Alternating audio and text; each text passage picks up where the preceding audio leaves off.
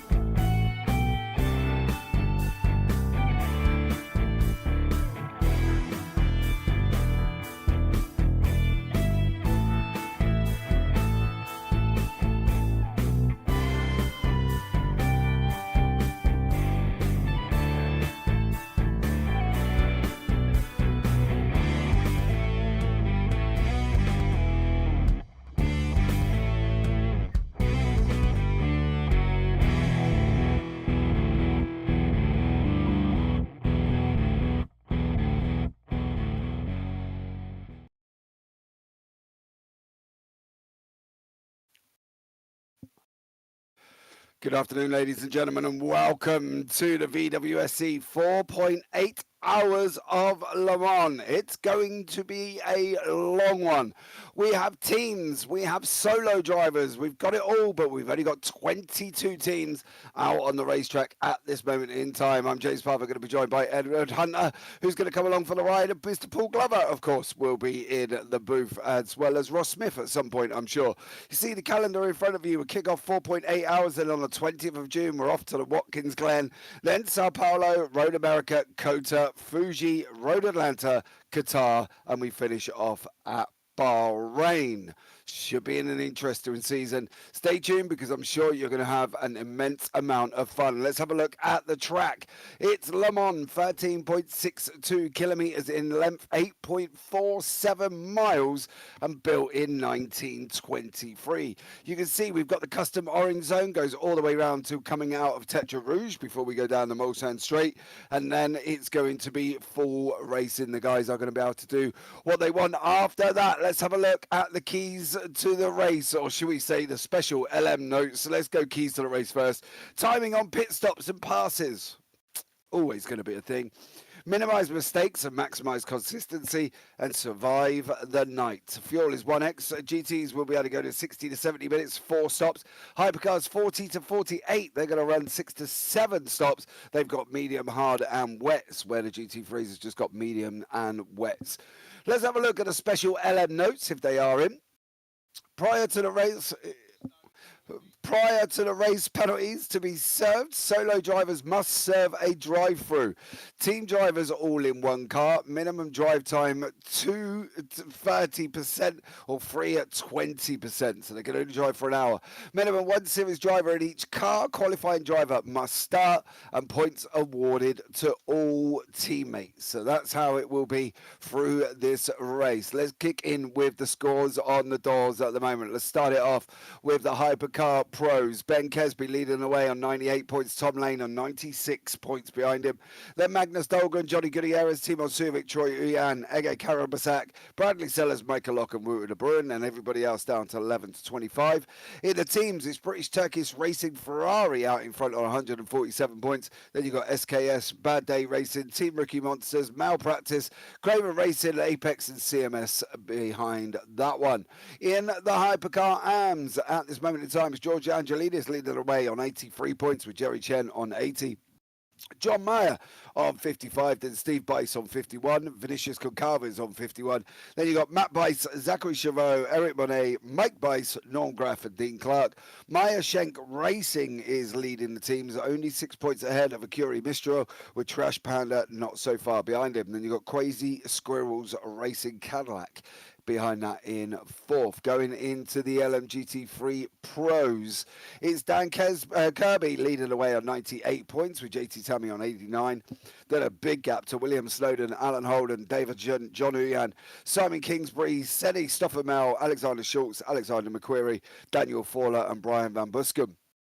CMS Pro Porsche, Dan Kirby, John Uyan leading the way, not a surprise. Miles ahead of Boyd Transport, then Luxury Lexus, SF Motorsport, and then Initial Free Racing. Let's go into the GT3 AMS.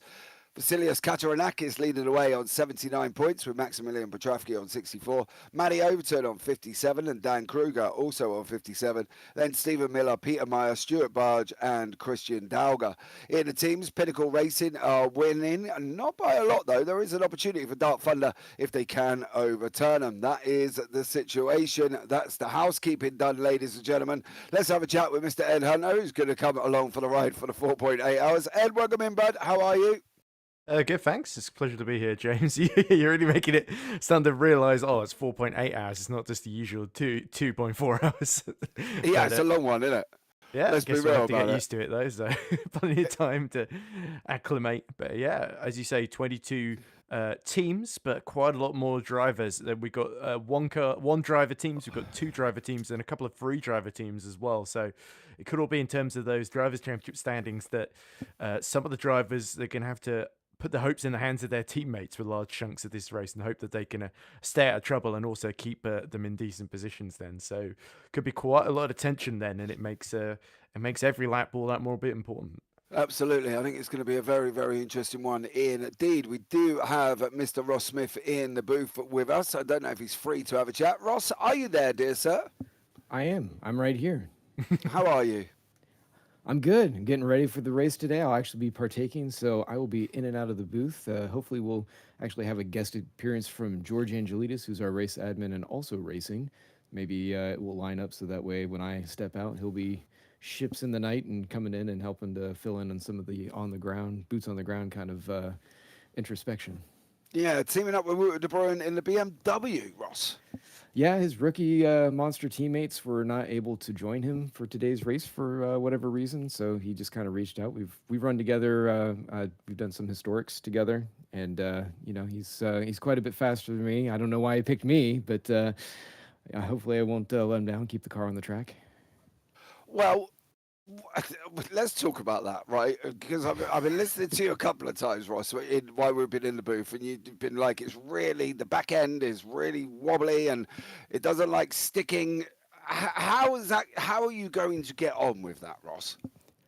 Very cautiously, which is going to make me slow. But yeah, I mean, it's the BMW is it's a very quick car in general, particularly through some of the twistier things, but it just feels like it's rather technical. It doesn't like to be abused, and for the type of I guess setup that I'm used to, it's a little bit something to get used to the way that he has it currently set up. So I'm just making all the adjustments I can to firm up the rear end, or at least get it more compliant to where I would like to push it. It really likes to torque out whenever you are on the low end coming out of slow corners and stuff. Of course, this track has a few of those, so got to be careful there and not throw it around too hard.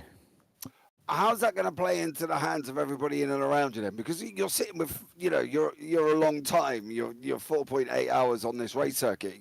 For me and for old people like myself and Paul, we'd have to run to the toilet about 10 times in the middle of it at any point. How is that going to affect you out here today? So, I mean, I'll be in and out of the car. We're going to just be alternating double stints. And he's taking the first stint. He just qualified. He did okay. Qualifying here at Le Mans, it is what it is. I mean, we're going to have a rolling start. Everyone's going to be right together. Hopefully, there won't be too many shenanigans straight off the line, but you just never know who's, got their hair up. But, yeah, by the time I get in there, I'm hoping that everything's sort of strung out a little bit and I can just put laps in, try and stay consistent, and just be there at the end for him. All right, night driving, Ross. Not everybody likes it. Not everybody enjoys it. If you're coming, I find it easier if you're coming from the daytime into the night, so you can still know where your braking points are. If you're hitting just the night time, though, it's always going to be a difficult one during this race, isn't it? That's going to be the problem. 100%. Yeah, especially because this is not the DLC version of the track. So it doesn't have all of those little fine touches that a lot of drivers are accustomed to with some of the DLC, which is also available in LMU. You know, it's the same assets and everything that you have in there. So like some of the corner markers, some of the different features along the side of the track that you'd be used to, they aren't here in the same way. I mean, you still have some of the brake markers and everything going down, but it's quite a bit more limited. And the reason we did that was because we have some new drivers coming in, and they did not have the opportunity to get the DLC prior to it being pulled out of the workshop or the store page. So unfortunately, because of that, we had to come up with a solution that would allow them to be able to race. So the likes of Ben Borman, Don Fryman, they've been working very diligently to try and take some community assets that were already out there and get them so that way they were a little bit up to snuff, so that way they could work for today's race. They did a great job. I know that they both would like to get a lot more done, but you know, we're out of time. We got to put something out there. So this is what we got, and it's working well so far. Shorter grid than normal, Ross, but I'm also noticing that in the spotters guide that we were given earlier on, there's a lot of free driver teams. Mm-hmm. Do you think you could have limited it to 2 and then kind of had more teams so we wouldn't only have 22? Well, we've talked about that, and so the trade-off during the season for VWSC is that you have 3-car teams that are eligible. Only the top 2 scoring cars can earn points for the team's championship.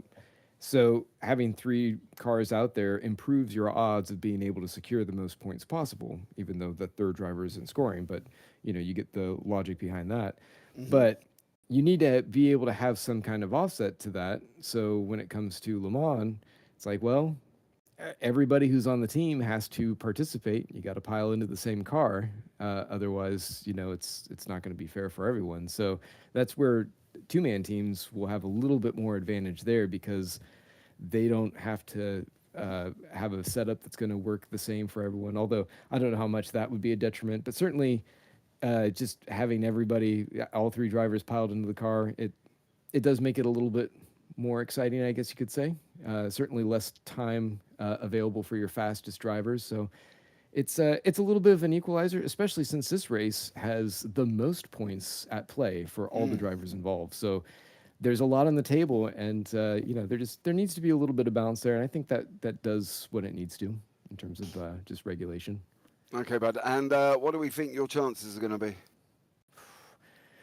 With the likes of this field, pretty low. I mean, you can already see we've got a couple AMs up ahead of us here in qualifying, and they've been pretty pacey. Akiri Mistral, if I can talk, with Jerry Chen and Eric Moynet, and then you've got George Angelidis and Zach Chavot, who they both work at HRC, which is kind of funny. They're both in the car together. But yeah, they're fast. Both of those cars are very quick around here. The BMW, like I said, it's not a great track for it, so we're just going to kind of try and hold pace. I have a lot of faith that Valtteri will be up there, but I mean, you've got really great teams up ahead of us. SKS Motorsport with Magnus and Timon Suvic.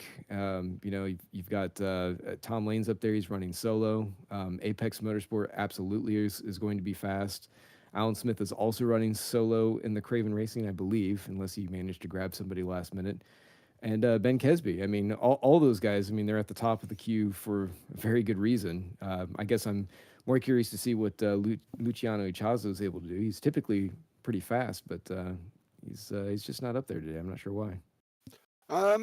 Yeah, I sort of sit back and think, you've obviously teamed up with Wouter and they've chucked you in pros, right? How is that being distinguished, Ross? Because I'm trying to not be detrimental, but are you a pro driver, do you think? No. Okay, so how did that come about then? How did you end up in the pros when you could have been in the AMs? Because he asked me before Vasilis, who was also looking for a co-driver for today, but I believe that he's actually teamed up with Eric Jacobs, so who's in there for this race. But yeah, as far as the rankings go, an AM can run in a pro team car, but a pro cannot run in an AM team car. You can't go down a level and basically be a heavyweight for this race. We've had some situations where drivers who are allowed to come from outside of the championship, as long as they are driving with a full-time driver, which is defined as somebody who's already had a championship race, in like a regular season race, at least once before Le Mans. So you can have that, and we've had some instances where some drivers who are on AM teams had a heavyweight who was not quite properly ranked come in, and we've had to sort that out. So we've been a little bit more selective with the way that drivers have to qualify themselves into the championship to show whether they actually do, like if they're properly ranked for the team that they're joining in. But yeah, as far as going up and joining Wouter, there's no issue there. It's just his team is going to be slower for it. That's all. Confidence, Ross Smith. Confidence. And what do you see? I'm confident I'll be Ross? slower. Yeah, I know you're confident. How is this going to work? Are you then in a state as a team where you are heavily relying on Wouter, or you sitting back thinking, no, do you know what? I'll give it a go and see where we end up. I mean, I have no stake really in the championship. Like I said before, Wouter and I have been on the same team in some seasons past. So, we've got a cordial relationship. I want to do everything I can to help him. But I mean, I haven't really had a lot of time to be able to really get the chops for the track. I know that other teams, they've put a lot of practice in. It's the reason why you see the Jerry Chens and George Angelides is up there, even faster than Wouter right now. But yeah, I'm just going to try and keep it steady. And I know that once he gets in a rhythm, he'll be rather quick. So he'll be able to put some good laps in and probably be up there, towards the back of the field. And I'm sure that there are going to be some spicy moments with some of those other drivers. And he does, I mean, we've worked out some race strategy as far as what we can do to optimize our chances, at least with what we have. So there's a little bit more beyond the pace notes that's going on. So we'll do our best, but we'd have to have a lot of things go our way to have a really good shot at scoring up there, like say on the podium or something. I love the way you say optimize the strategy. Is that to carry Ross Smith? Well, it's to get the car to the finish primarily, but also to try and do it, yes, to make sure that he's not handicapped as much as he could be. Okay, friend. All right. Well, hopefully, Ross, it should be a good one, and we'll sit back and enjoy it, I'm sure. Tyres today, Ross, how important do we think they're going to be? There is a mix of strategies. I can see at the moment, looking at the live timing, you've got Ben Kesby on hards and mediums, you've got Alan Smith on hards, and the rest of the field seems to be on mediums. But how do you think that's going to affect things? Well, I'm not surprised by Kesby. I mean, he's, in fact, I would expect almost Tom Lane to also throw some hards there on, say, the fronts or something. Being all-wheel drive cars, they do tend to push the fronts more, especially the way those guys drive them. So if they're trying to double, triple, quadruple stint their tires, then yeah, they would probably want to go for a compound that's going to last. But if you're looking at the temperatures, we're only 19 for the air temp, which is, for Le Mans, not a whole lot. It's pretty moderate. The track is a bit warm at 43. So, I mean, it's kind of at that point where you could consider it. But, I mean, if it's not really getting any hotter, I would think mediums would be where you want to go, unless you just have a very aggressive setup that's eating one end of the car a lot more than the other. Okay, well, we'll see how you get on, Ross. Looking forward to seeing you in the car. We'll keep you in the booth for now as well. And moving on with this one, Ed, it's going to be an interesting one. I think we're going to see a mix of strategies. We're going to see a mix of tyres, mix of pit stops. We're going to see it all, aren't we, surely? Yeah, this first stint's going to be a little unusual because we've got all the one-car team drivers that are going to have to basically come in more or less immediately. So even if someone like Tom Lane, third on the grid at the start of the race, he will have to come in immediately and he'll sort of be kind of on the back foot until all the strategies start to play out a couple hours in, essentially. So yeah, these first couple of stints are more going to be about staying out of trouble, I think, more than anything else. The actual order is going to be, it might swap back and forth in a couple of classes and it will sort of even out as we go, I imagine. But yeah, certainly if you can get an early advantage, it can be helpful. But yeah, it's going to then certainly come down to fuel and keeping the tires alive at the end of these stints, as well as just being consistent and not making huge mistakes. And as we've seen in the past in rounds like Spa and even before earlier this season, one mistake can really change the trajectory of your race quite drastically. So to be avoided if you can. Yeah, absolutely. We'll give you a rundown on the one-car team now, guys, as well. In the Hypercar Pros, we've got Tom Lane in the Ferrari 499. He's on his own. In the Hypercar AMS, it's the Vinicius Goncalves. He's in the Aston Martin Valkyrie, so look for them two to come in straight away. In the GT3s, in the Lamborghini, it's Alan Holden. He's sitting solo, as well as Yuki Takanashi in the Porsche. So we're going to have a couple of GT3s pros diving in.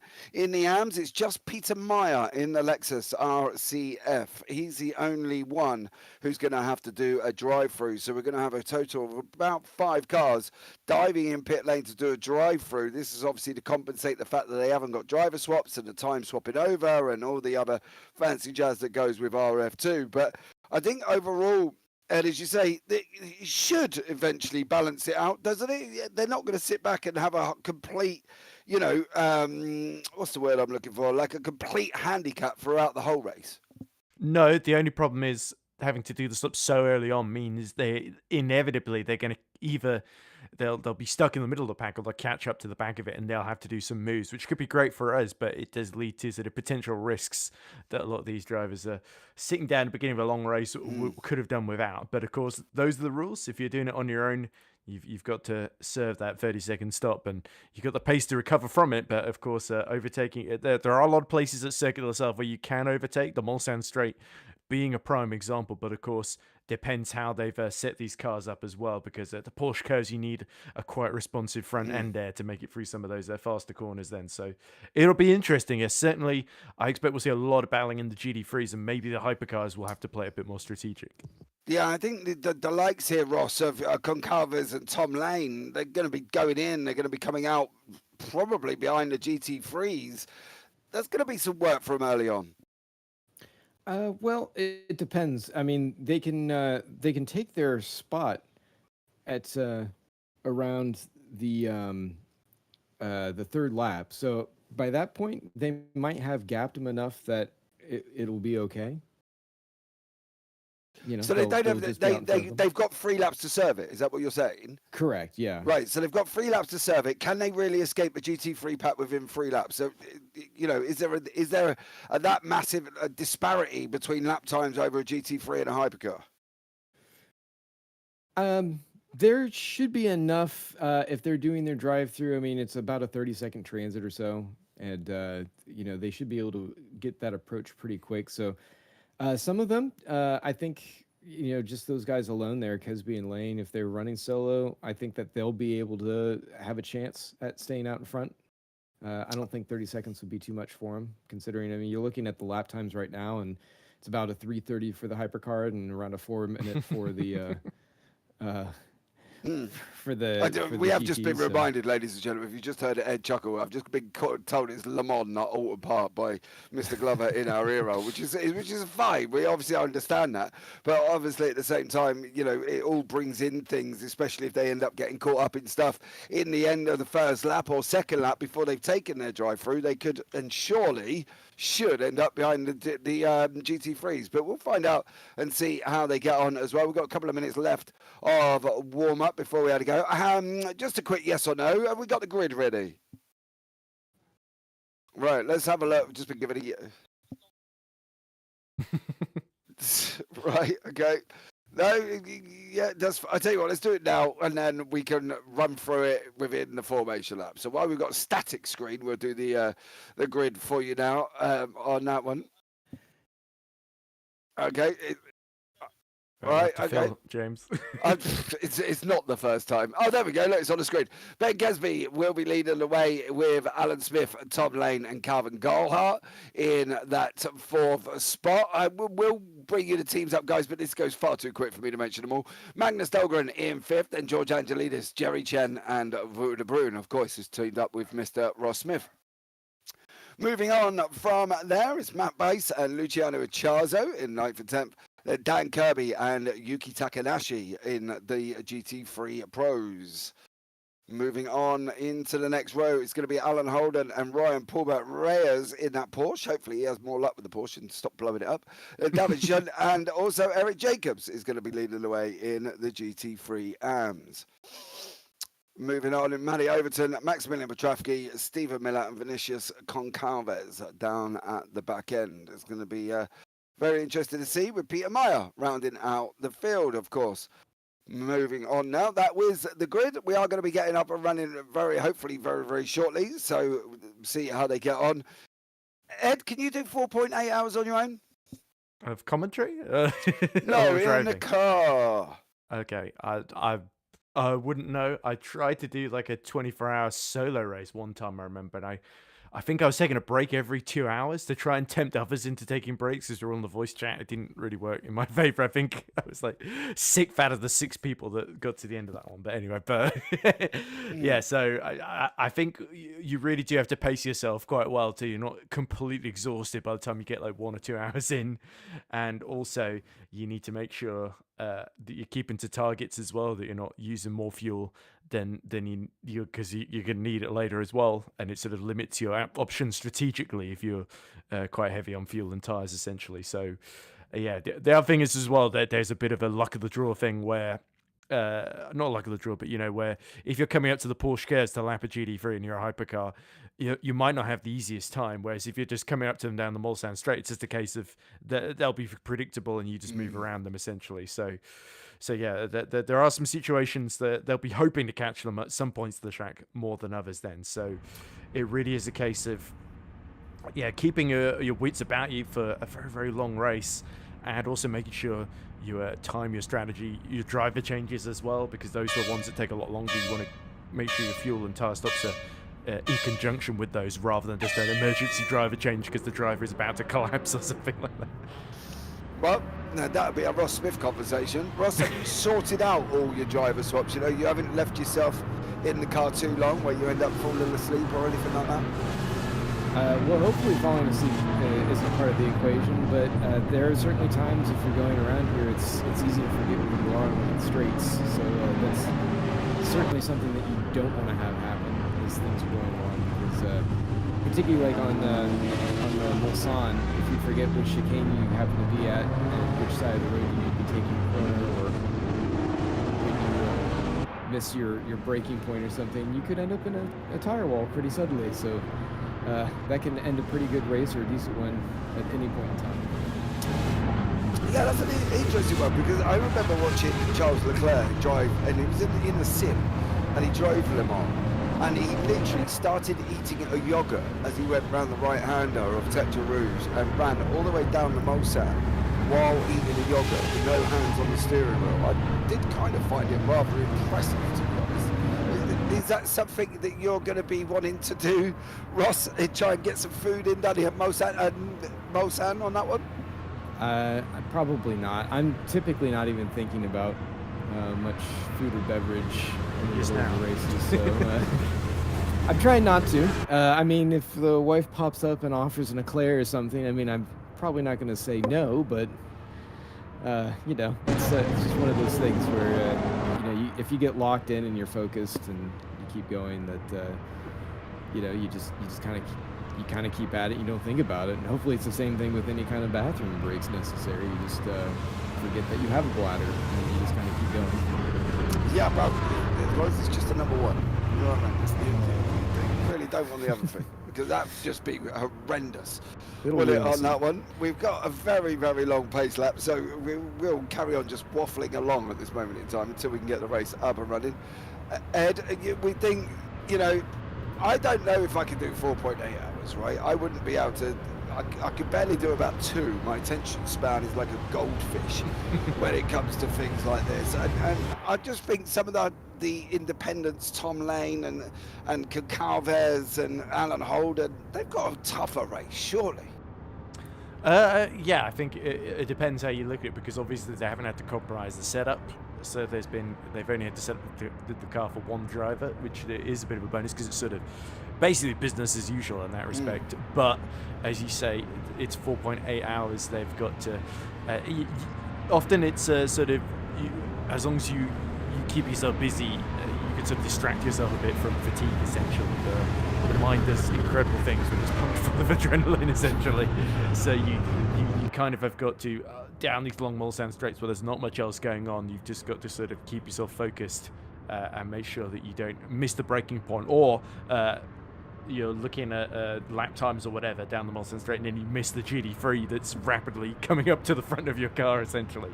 So yeah, the fatigue will be a real thing the further we get into this race, and it's just a case of obviously they'll get the pit stops themselves where the one car drive teams can at least have the driver take a break then, but even then that's only for like 30-40 seconds essentially for most of these stops, unless they're repairing damage, of course, which could be a factor as well in this race if somebody does have a huge accident. Of course, we wouldn't wish that on anyone, but yeah, I think it is just a case of the further you get, the more the fatigue is going to be an issue, and you've just got to make sure either you've got someone in the ears just sort of talking to you that can help you stay focused. Whereas if you're completely on your own, well, I mean, we've got that, but we're not in the cars, are we, Paul? There we go. So yeah, I think it is a case of you've got to find ways to sort of just stay occupied, keep the adrenaline flowing, and also just make sure you don't keep your eyes off the ball. Well, it's going to be an interesting one anyway, because I certainly could be doing this, and as I say, I think 2 hours would be my limit on that one. So good luck to all of the solo drivers that are going to be out there, ladies and gentlemen. Don't forget, if you are here, Apex is in YouTube chat as well. I'm not quite sure why the 3 exclamation marks, but thanks very much for joining us. Let us know who you're rooting for, who you're cheering on, and let us know who your drivers are. If you're not in the car, you know, you can come and have a chat with us in the booth if you want. Just hop in the waiting room, and you know, we have got 4.8 hours to fill. One of the things I'm noticing here, Ed, as well, unless the GT3s are all of a sudden going to drop back, they're not very far away from the hypercars. Well, they've heard that some of the hypercars have got those one-car driver penalties, so they want to make sure they take advantage and at least get ahead of them temporarily. But yeah, I think it's also just a case of if you don't want to drop too far back, because then you don't want to just be completely on your own with a load of GT3s behind you. If you're Dan Kirby in this sort of situation, you can effectively, in a way, dictate the pace, although he's kept about a good 10-12 car lengths behind Goncalves, who of course is in the back of the hypercar field in 12th position overall in the race then. So yeah, it'll be interesting because Kirby knows Takanashi has got to come in as a one-car driver team. And Holder. And Holder. So yeah, well, so it's direct competition and the row behind him, and basically going to be at least behind them on the road in this first stint, no matter what, essentially, unless Kirby has to come in for an unscheduled stop himself, as we say. So yeah, all this grass that just just kind of stops beyond the field of view. But no mind. I'm not quite sure what's going on there as well. Would have to be Apex simulation. Yeah, would have to be Apex Motorsport. That's the team of Axel Laflamme, Michael Lovnik, and Kevin Gallagher, who I believe is in the car at this moment in time. So we'll see how they get on and whether or not they're going to be able to get to the end. And as you say, we don't really want anything to happen. We're just obviously putting it out there. Things can happen, but as you say, I think Dan Kirby's got a little bit of an easier run. The only question I didn't actually get an answer to, and I wondered if it would be possible, can they go in and serve their drive-through now? I don't think so, because we're under yellow flags, aren't we? I don't know. Well, they'd only be able to come in now if they want to change like wet tyres or something. Yeah, I do wonder whether or not they can serve their drive-through while they're on the formation lap. Can they dive in right now and do it? That's a question that we haven't asked for. Mr. Smith will be back very, very shortly, I'm sure, once we get an answer to that one. We are coming towards the back end of the circuit now, through the S's, then into Corvette and Maison Blanche at this moment in time, with the hypercars leading the way. We're going to find out how Ben Kesby, Alan Smith, Tom Lane, Kevin Gallagher, Magnus Dahlgren, George Angelidis, Jerry Chen, Wout de Bruin, Matty Bice, Johnny Gutierrez, and Vinicius Goncalves with Luciano Chiazzo on the back end. The gap slowly opening up between the GT3s and the hypercars. Ladies and gentlemen, boys and girls and people of all ages, sit back, get the biggest bucket of popcorn you can find in your life, because you're going to need it here for 4 hours of Le Mans, and we are just about up and running, and we have kicked off, and it is green, green, green. You can see at the bottom right hand corner, I believe Dan Kirby has bolted already.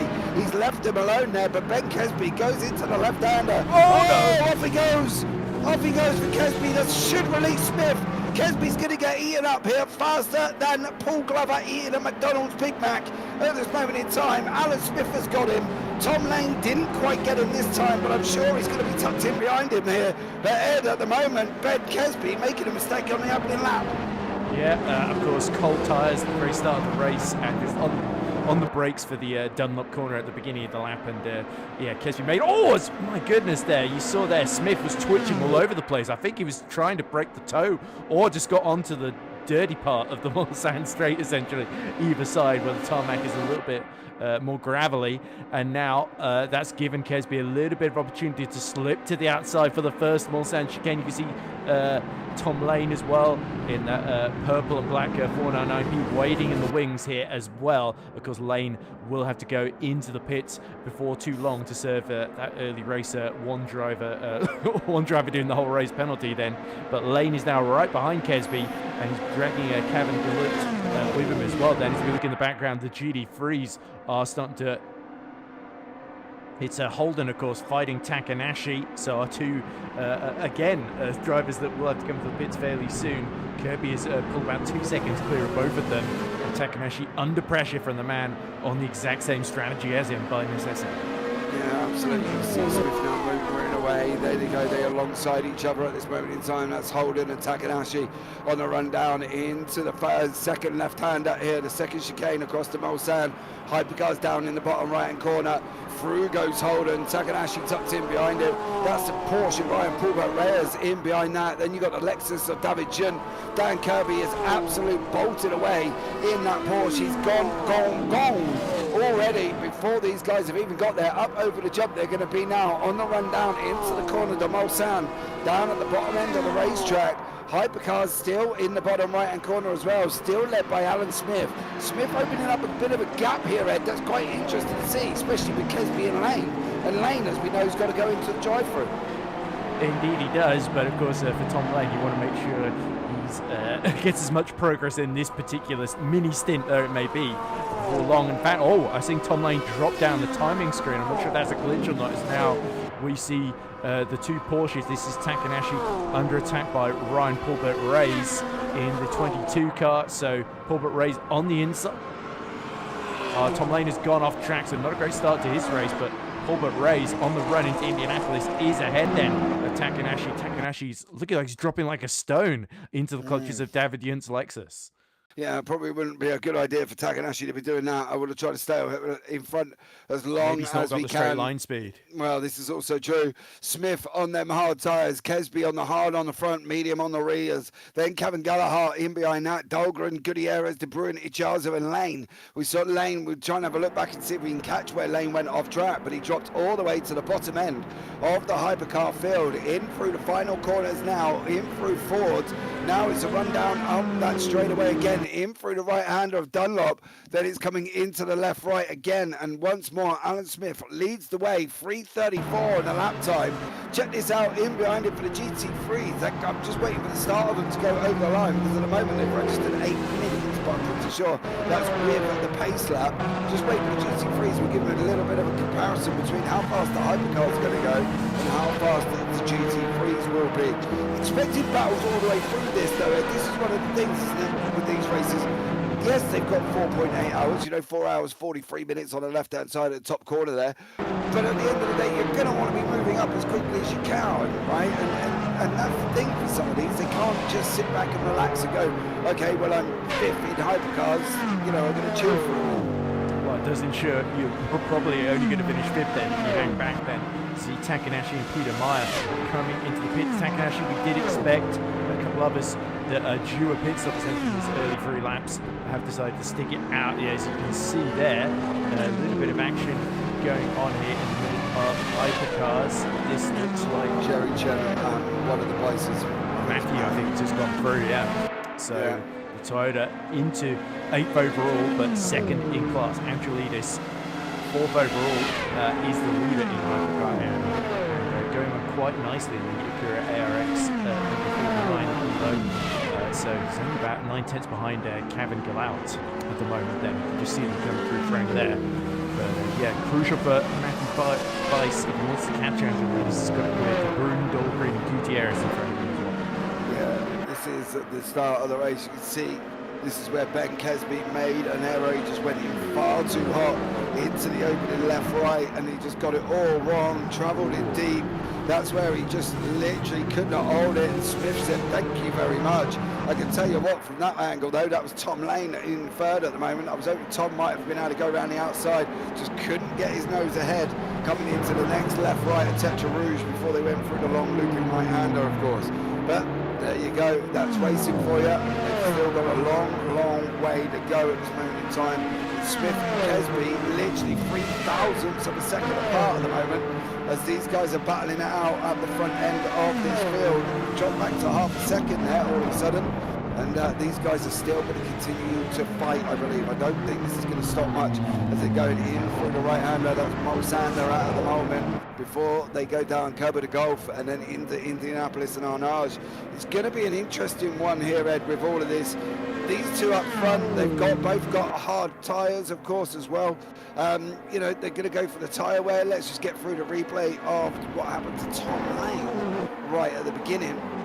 This is where we said he big old snap. Did he miss the cars? Oh! They had to miss him, I think. Yep. He was hard on the brakes, so I'll be honest, that car stopped on a dime when he managed to hit the brake and get it stopped. Yeah, a fairly big whack with the wall there, but he'd be quite lucky if he's gotten away. He has decided to continue, Tom Lane.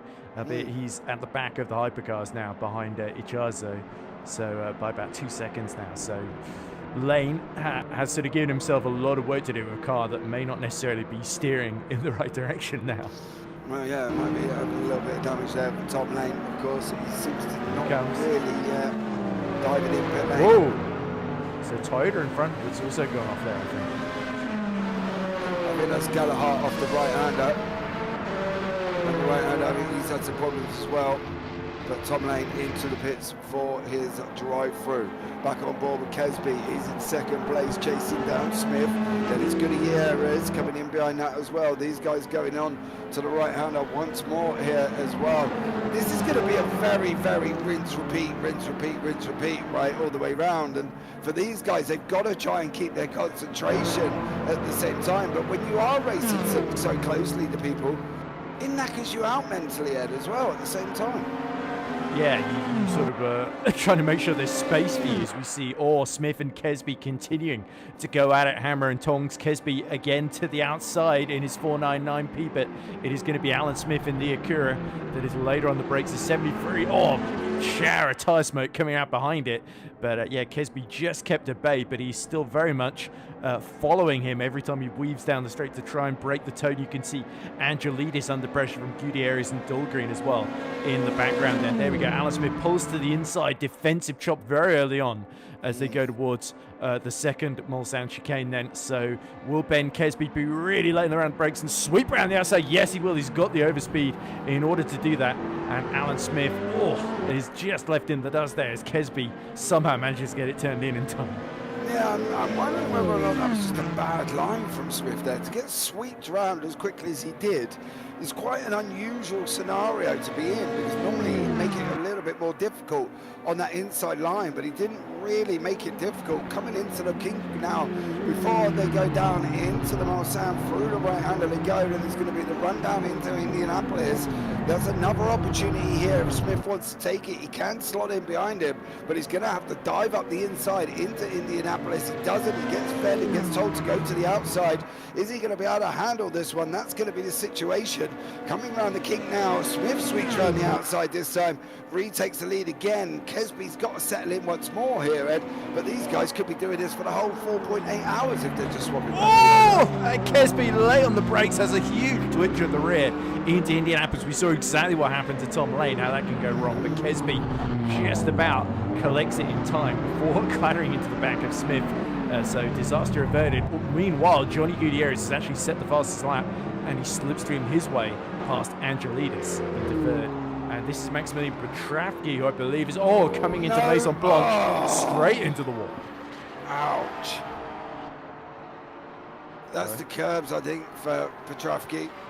This is a second incident that's happened a bit later on. Too far over the curbs at Tetraruja, put him to the outside, and again, almost a very similar incident at the other part of the track. That's all with that damage right about now, though, for Petravsky. You've got to sit back and think, is it worth carrying on? I don't mean that in a derogatory way, but at the end of the day, you know, he's teamed up with Darrell Kruger. Are they sitting there going now and going, well, can we get on with it or not? Well, we'll find out. Petravsky's still out on the racetrack at this moment in time. Your leaders still battling it out now through the final corners. On the run again, up through Dunlop and then into the Dunlop chicane. It's going to be the left-right here, and Smith managing to hold on. He's got to block that inside line, does manage to block it for now. Kesby's looking, nope, nothing doing this time. Through the left, Smith, big slide coming out. Kesby might get the run here, I think, Ed, on that one. Into the Tetra Rouge Esches at the moment. Through the right hander they go. And you can see on board with Kesby. Now through the left, he's going to be looking for a run coming out of Tetra Rouge, surely down into the first Mulsanne chicane.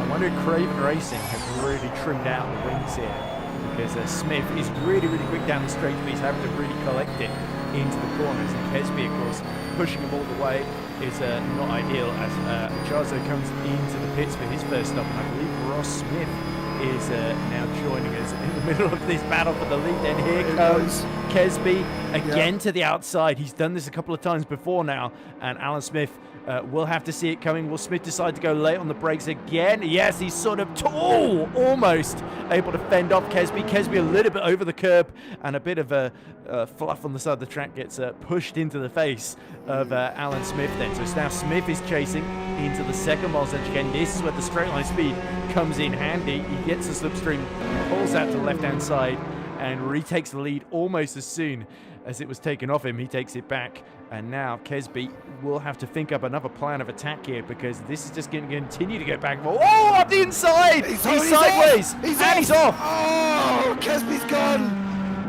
Oh dear, through goes Gutierrez. Yeah, dodgy rejoin there, and in front of George Angelides. He's not going to be overly impressed by that move, I can tell you that there from Kesby. But he went in, he carried too much speed, the back end slid, and it just kept on sliding. Unfortunately, Kesby, and he ended up in the right-hand corner. And then, of course, he drove round in a circle, come back onto the racetrack right in front of George Angelides, who is not going to be a happy little bunny who's leading the Hypercar AMS at this moment in time. Ross, welcome back in. You come in just in time, of course, for the action kicking off here. Not a great rejoin from Kesby. No, not at all. I mean, I can definitely understand the frustration going through there. It seems like those 499s do have a little bit of that over-under, as we saw with Tom Lane earlier heading into Indianapolis. That was actually right in front of Voucher when I was having a conversation with him, which made it fun. But they don't need to be pushing this hard this early on. I mean, they have several stints more to go. I mean, we're not even 4.5 hours left to go. So I'm not sure why there needs to be quite this level of aggression. They need to just kind of be getting into the rhythm of things. There are not enough cars out here to really be that desperate. They just gotta relax. How is Rutter anyway, Ross? Oh, he's cool as a cucumber, just doing his thing right now. He's just kind of driving to a number, getting a feel for the car, trying to hold on to tires as long as he can. There's quite a bit of pressure from Matthew Bice at the moment, because he's just got so much more straight line speed. Let's go replay here. Ooh. Oh! That was very bizarre. Is that not LaFlamme? It's his teammate, yeah. Looks like Apex. It's Kevin Gallagher, isn't it? I believe it's in. You've got Kevin Gallagher. There's Ben Kesby's spin. Now this is the rejoin we're talking about. He doesn't get it rotated. I think he tries to get it spun 180. George then hits the brakes and slows down. Then he loses that position as well to Magnus Dahlgren. And Kesby was a lucky boy there. I think, to be honest with you, Ed, looking at that replay, he tried to floor the throttle and get the car to rotate 180 on the dime, but unfortunately, it did not look like he tried, kind of achieved that one and ended up taking it across the track. Yeah, it's an odd one because he sort of was facing backwards, had to spin, and then went across the track and onto the runoff by the time that Angelides and Dahlgren appeared on the scene there. So I think he'll argue that he saw a gap and sort of had to go for it, otherwise he would have been waiting for quite a lot more of the hypercar field. But yeah, I think going for that move on Smith in the first place, he was a little bit too far back, and it felt a little bit desperate there. I sort of agree with Ross on this one.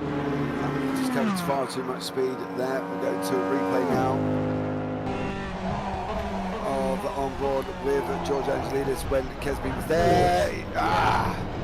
I think George got distracted. Yeah, he got distracted at the same time there because he then ended up going onto a curb on the right hand side as well. I don't think he quite knew where Kesby was going to get that car rotated there, Ed. I think at the same time he's kind of like, if he's going to be there, I've got to dive here, and unfortunately Kesby was where he needed to be in the middle. Yeah, and if you're in that situation, that incident's just happened. You don't know if Kesby's maybe got a problem or something and is slowing to an absolute halt. So it's a bit of a difficult situation. We've got to make a decision in a split second. As this is Matthew Weiss and Jerry Chen fighting out over second place in the hypercar AMS, about a second behind Walter De Bruyn, your main Ross. So De Bruyn has got a bit of company in the other class, but the red, white and yellow BMW has, definitely wants to be as far away from these two as possible, but there's a 10-second gap between De Bruyn and Angelides then. So, as you say, there's not really too much reason to fight though, given that there's no direct threat ahead or behind Walter in this situation. Yeah, I don't really know how you'd handle kind of some of this at the moment with what's been going on. There's been a lot of aggression for as far as 25 minutes. This is Petrafsky again. Same corner. Same other corner. Side. Yeah, other side this time. Wow. Maximilian, you got to kind of sit back and think what you're doing. So you hit it on the first time, you went left, then you hit it again, and you snap to the right. So stay off the curb, ladies and gentlemen. That is not a good corner to be taking the curbs in. I think this is the thing, Ross, as well, that somebody's got to learn. That's the third time, I believe, Petrafsky's hit the wall. Either way, now going in pit lane. Very car. Yeah, car that's crabbing. Can't even get it stopped to get into the pit lane properly. And poor old Maximilian has not had a good time. Him and Darryl Kruger may have to have a discussion there, Ross, and see where they're going to go, because that's going to be some repair time. Certainly a little bit, it looks to me like he doesn't have a very subtle car. He hasn't really had a chance to come to grips with it. Something I can certainly sympathize with. So hopefully I'm not doing the same thing once I hop in. But yeah, if you're not comfortable with it, the car is stepping away from you, it's just going to be a nightmare for the rest of the race. So hopefully he's able to do something to get it under control, but it's not looking good.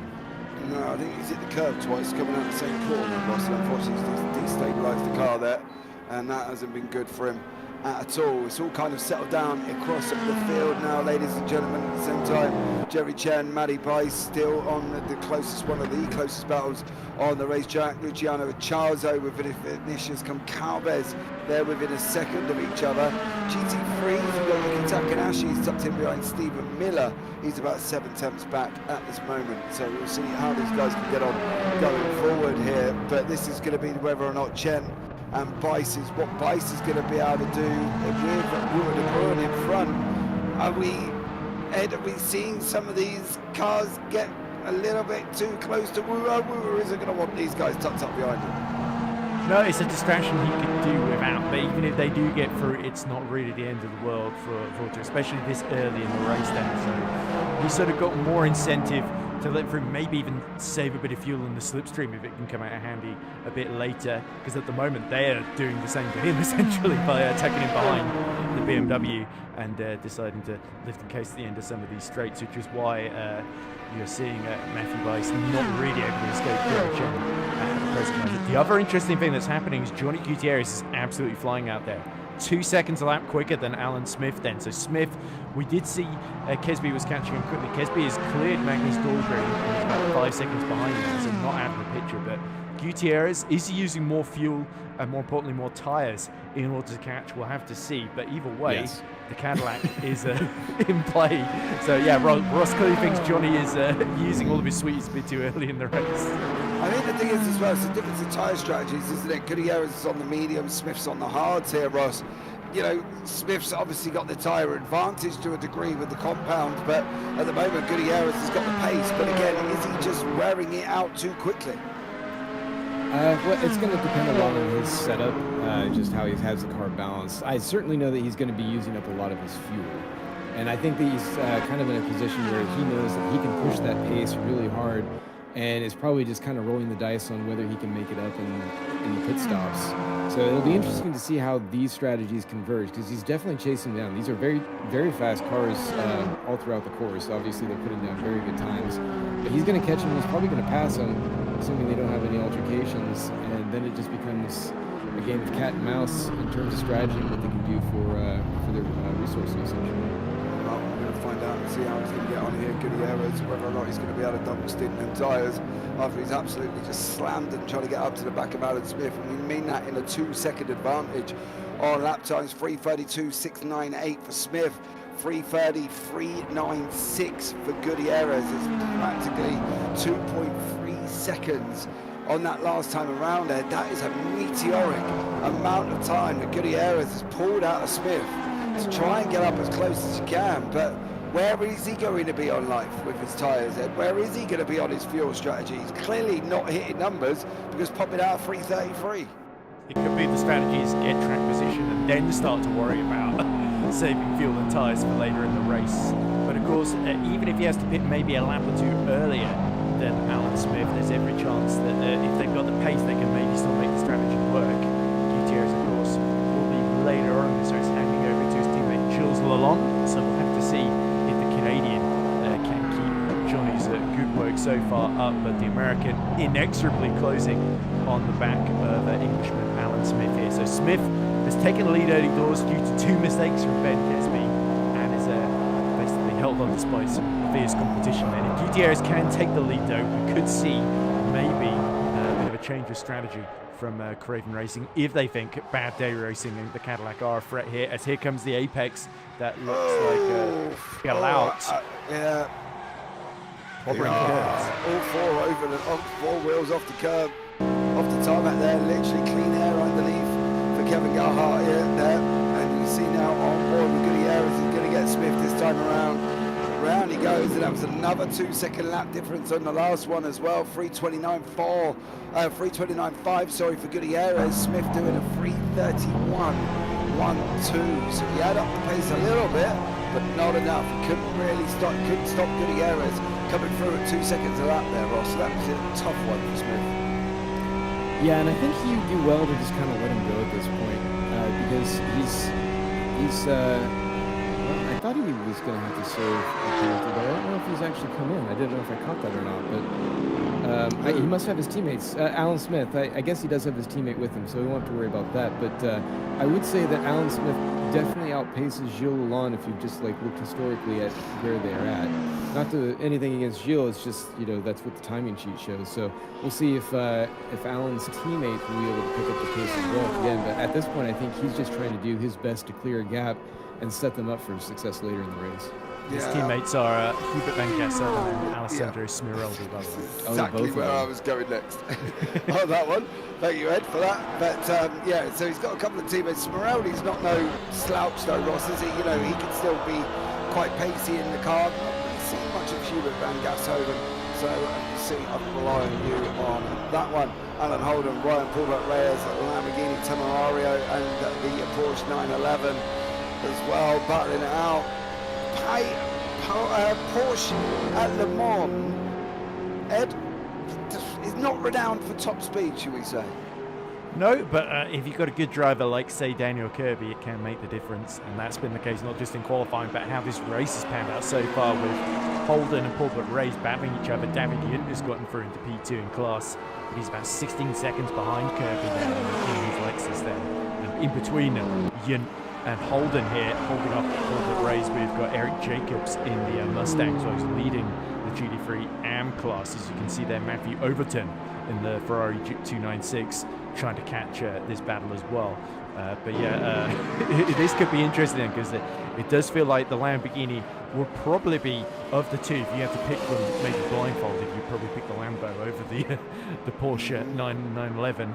But yeah, certainly there are certain parts of the track, in particular say the Porsche curves, where the Porsche might be just a little bit more responsive at the front end potentially. But yeah, it depends of course how these cars are set up then. But Paul Ray's very much a threat then to Alan Holden. And we saw Holden get past him early doors, but he may be able to get his revenge on him if he can stay close to him and take advantage of the slipstream into the long sand.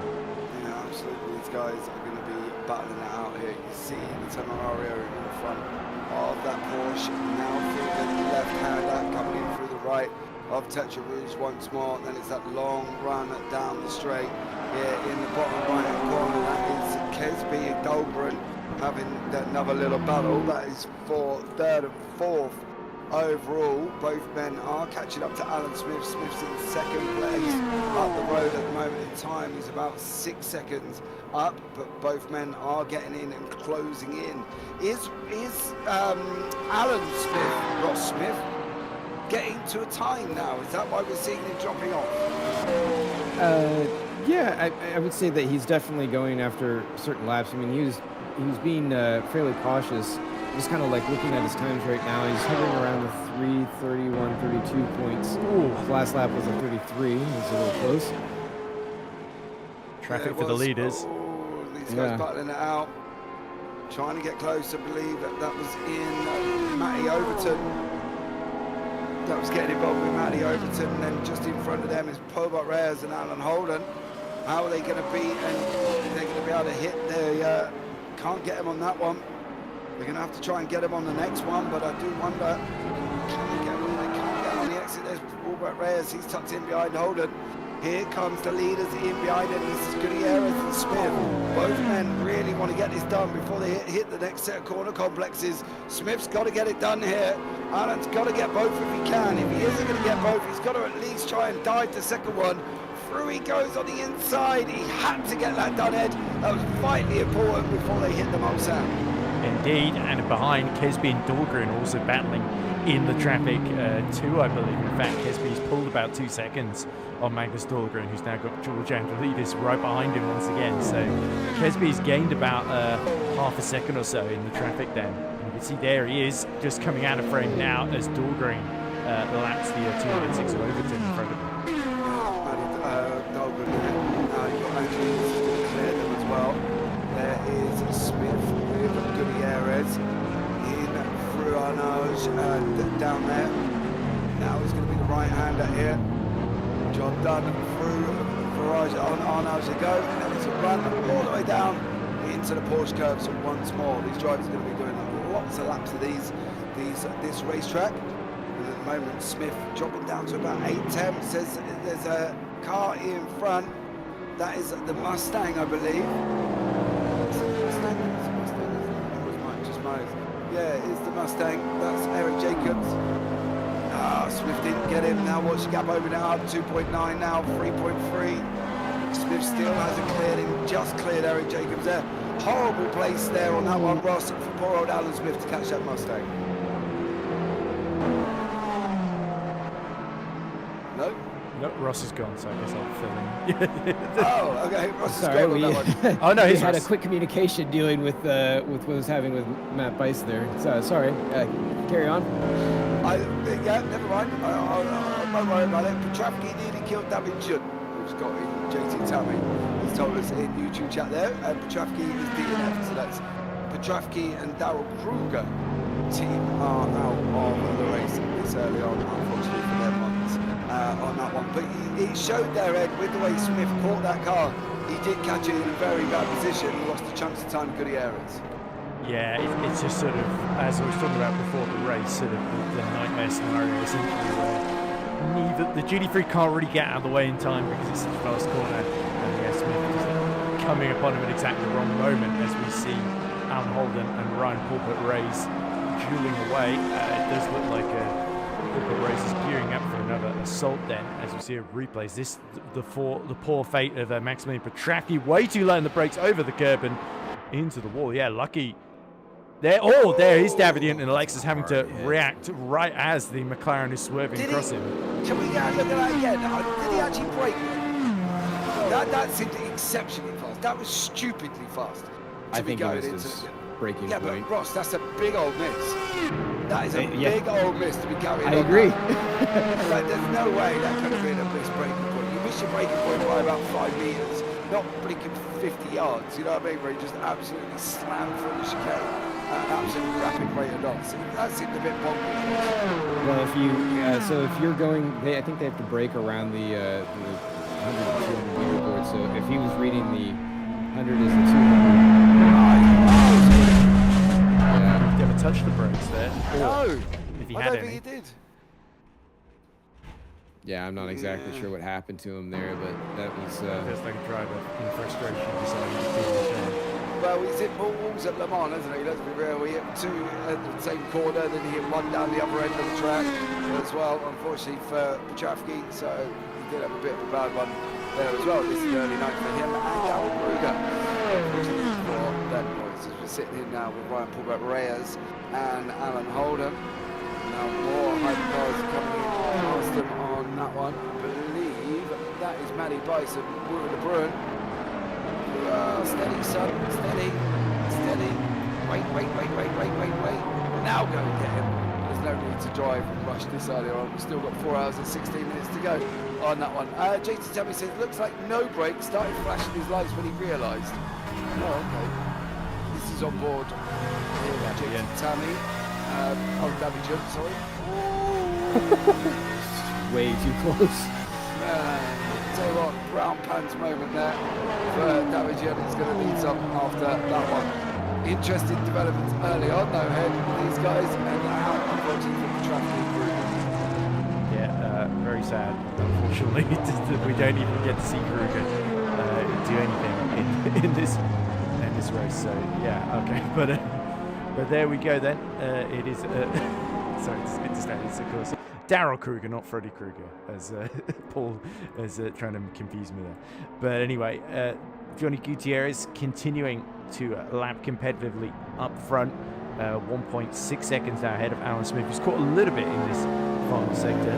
But yeah, Ben Kesby crucially still about 7 seconds behind, and you can tell Kesby probably a little bit frustrated with that earlier spin. He seems to be right in the mix if it weren't for that right now. So that means he will have to change his strategy accordingly as we look at George Angelidis now leading the Hypercar AM class behind Magnus Dahlgren. They call him Dahlgren earlier, so I apologize. You did very much. Sorry. Completely unforgivable sin. I tried to pronounce it so clearly for you there as well, Ed, but it's honestly, it's fine. Well, last time I come and help you, Ed. We've got 4 hours of this, and you're just going to have a go. Listen, you're the one who's started it on the pronunciations. This is going to be an interesting thing. Dan Kirby leading the GT3s out in front ahead of Davidian. Kicks it to the left-hand side. The Hypercars go through without any drama. We're there as well. Eric Jacobs gets another Hypercar gone past him. Eric leading the GT3 AMS. Doesn't really want to get himself involved. He's got 17 seconds to Matty Overton with Meyer and Miller in that one. Still more time on the board as well. Yo, Axel, it says F1 Mika in YouTube chat. How are you? As these guys continue to fight. It's got to be coming in now as well here, Ed, on how they're feeling about their first stops. We've got obviously the times on how long they're going to be able to go for it as well here. 60 to 70 minutes for GTs, Hypercars 40 to 48. So it's going to be soon, within the next 10 minutes, coming in for the Hypercars, as Yuki Takadashi looks like he's had. You've seen that before? Oh, that's Tom Lane going around him. Yeah, Tom Lane goes around, yeah. But that's a thing here as well, coming into the pit stop cycle soon. Yeah, absolutely. Obviously, there's a couple that have already visited the pits for various different reasons, but a lot of the leaders yet to come in then. Alan Smith, that last lap around 3 minutes 29.9, significantly faster than what he'd been doing up to this point. About just a second and a half quicker than Gutierrez in front of him. So Smith's starting to fight back. The hards clearly starting to come into their own versus the mediums. This is on board with online then as he about to catch Takanashi spinning, but just about keeps keeping on the tarmac. Luckily, kept him out of danger as he follows the 174 in front of him. But, yeah. I think the thing is, we've had 2 near misses now, Ed. You know, they say they come in threes. Is the third one going to be spectacular? well, I mean, for the sake of the person coming up to the accident, let's hope not. Let's hope we just have continued near misses. Yeah, maybe. And all you hear later on is Ross Smith coming to the interview booth. You might have something more to say than just like his. Great. Thanks, James, on that one. With all of the Ross and Smith's confidence and lack of practice here, Ross, will you arrive on the scene too early? I mean, we still have 4 hours to go. We'll just see how things go for the next couple at least. Oh, please don't let it happen to me. Please don't let it happen. There you go. Alan Smith running the hard tyres. Gutierrez still on the mediums. 3:31.6 for Gutierrez. 3:29.9. So 1.7 seconds. Saying that, Gutierrez has just gone over the line. Done 3:28.406.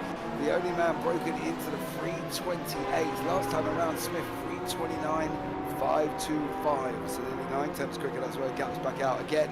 Here, these teams seem to be yo-yoing, backwards and forwards there, Ross, between Gutierrez and Alan Smith.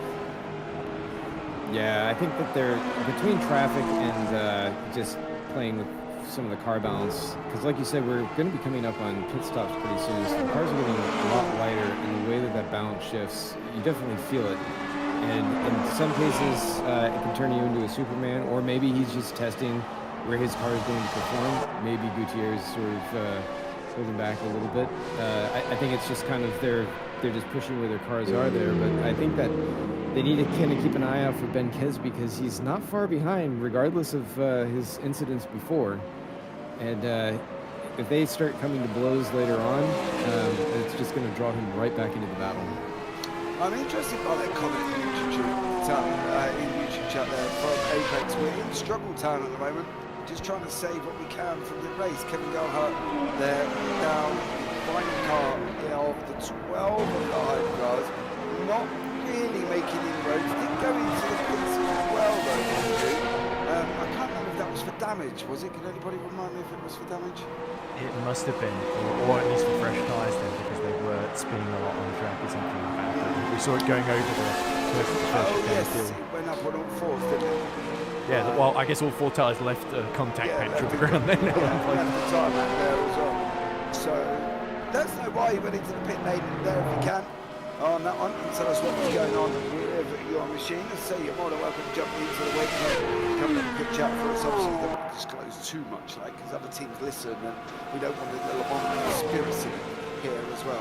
Copying something or whatever else, that would drama come out of absolutely nothing. But anyway, if you do want to come and have a chat with us, do that as well. Alan Holden, Ryan Pullback Reyes down on the main screen now. On board with Pullback Reyes on the bottom right-hand corner. As these guys go through the chicane now for a run down, carrying on down the Mulsanne again. It's going to be a very, very interesting scenario here, Ed, when we start in with the old everybody peeling into the pit stops. They've got to stop in the old penalty, apparently, for being naughty. So whatever they did, they got to stop and hold penalty there for Apex, unfortunately for them, Ed. But pit stop cycle soon. Exactly, yeah. So unfortunate for Apex, they were very, very unlucky in the last race at Spa as well. So one of the drivers leading the race, and then I think had some sort of issue right on the final lap, which lost them the win essentially. So.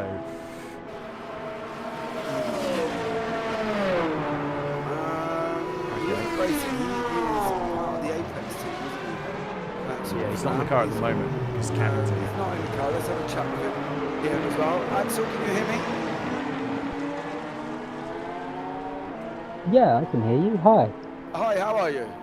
Yeah, not too bad. Well, we could be better. We could be in first, I guess. But yeah, you know.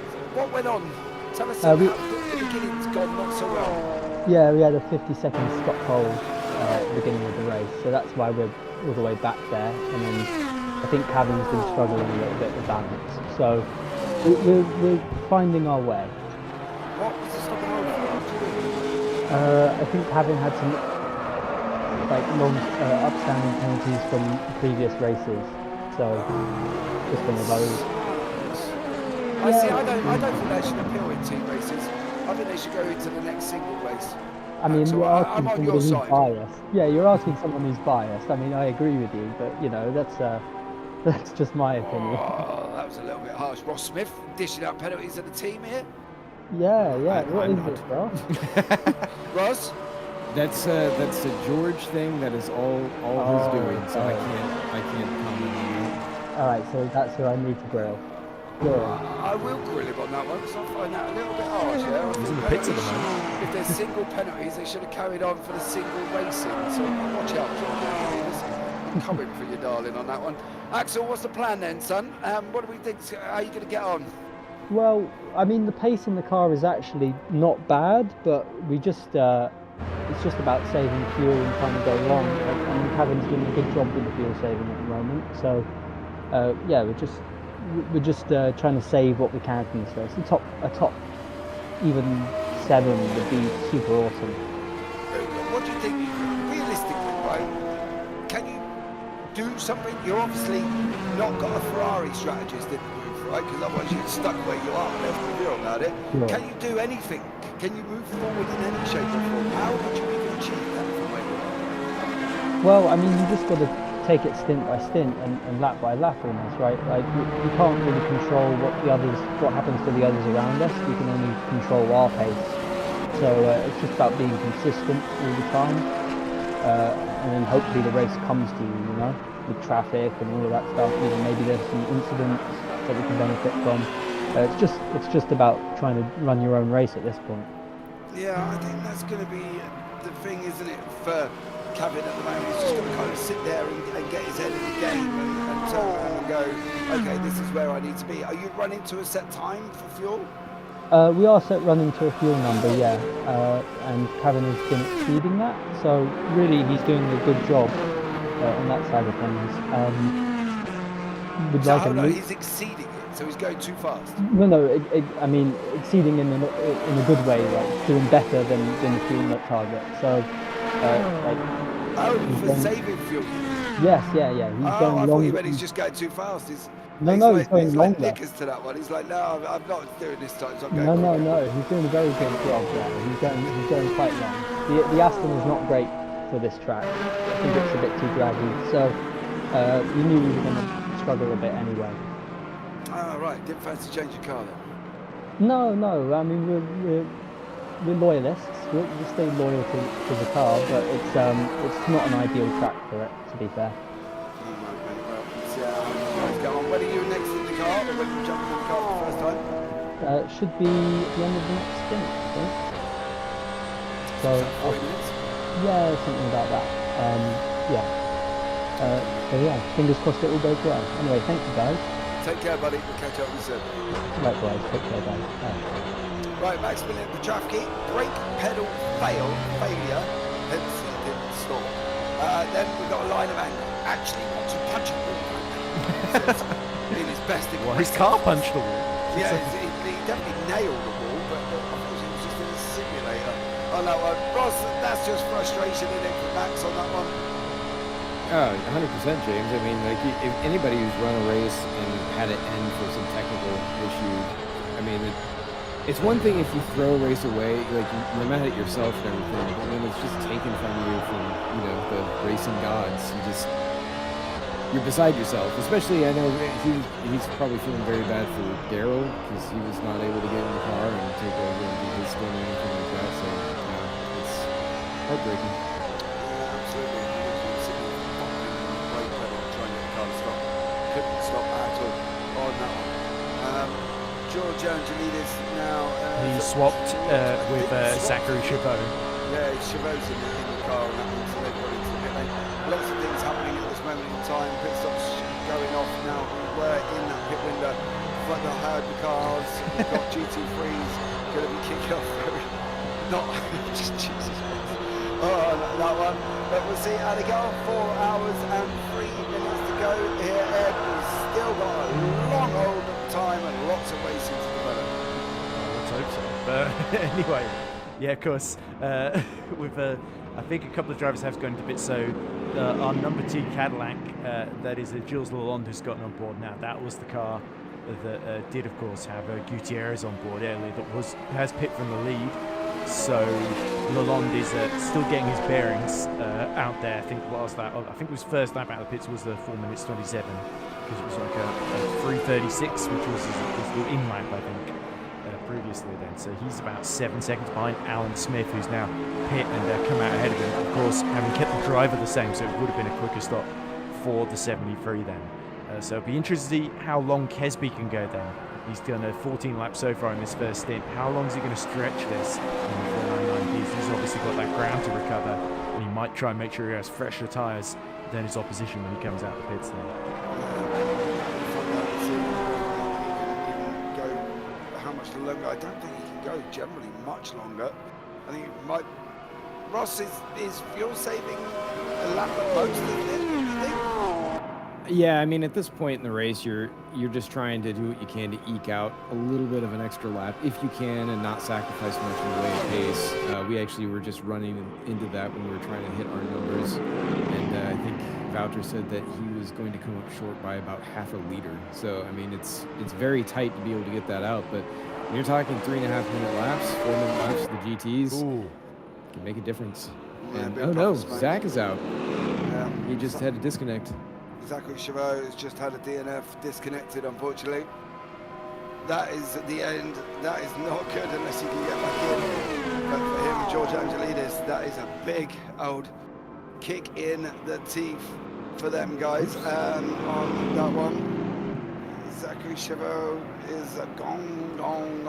2 DNFs here, and that give me a chance to get George into the booth. I guess that's the bright side, isn't it, from your point of view? Absolutely. George is coming into the booth. Because I do feel that if one driver has got a penalty and they're in a team, if they're in a team for Le Mans, I think the penalty should go out. I don't think it should be punished, because you're punishing everybody. I think that should be the situation. Ryan Paul Reyes, Alan Holden, not really making inroads at the moment on each other, as these guys are heading down through the right-hander down into Mulsanne, then down into Indianapolis. They're kind of playing a very much situation of follow my leader, Eric Jacobs, Matty Overton, Ryan Paul Reyes and Alan Holden. Then it's Hypercars coming into the mix at the same time. It's going to get a little bit scrappy. Eric Jacobs taking that inside line, which is what he was always going to do at that corner. And Ryan Paul Reyes then drops back away from Hypercar on that one. But always a very difficult situation there, Ed, when you've got a faster Hypercar coming out. Yeah, of course. I think Jacobs has gotten past Ryan Paul Reyes, isn't he? And now Paul Reyes is trying to get back for it, because they're not really in the same class, but this is playing to the advantage of Alan Holden then, who's now about just over a second up the road. As you see, here we go, Ryan Paul Reyes pulls to the inside on the run, approaching the Porsche curves out of Arnard. I think it named a corner after Paul for some reason. But anyway, there goes Ryan Paul Reyes back through then. So the Mustang, as it every time it downshifts, just plumes of flames coming out of the exhaust pipes either side. So quite spectacular to watch then. Jacobs, of course, still 20 seconds in the lead of the AM class, ahead of Matthew Overton, who's the next closest challenger then. So just having a bit of fun in these early stages, but he wants to make sure that gap is as big as possible, just in case anything unexpected happens as we get further into this race. Meanwhile, Luciano Chazo has got the Toyota in the pits at the moment then. And I think Ben Kesby, who hit the previous lap, has come out third, about 8 seconds behind Gilles Lalonde. But you would expect Kesby to be a bit quicker than Gilles in this phase of the race then. The words of a Porsche outranked a Mustang. That'll be strong. Every single day there's going to be driver swaps going on. Gilles Lalonde is taking over the car from Johnny Gutierrez, and that's his job done. Gutierrez will sit back just a little bit. Smith is still in the car. Dolby is still in the car. Lane, of course, as we know, is on his own, and Chazo is also on his own as well. Is he on his own? No, it's not, is he? Is he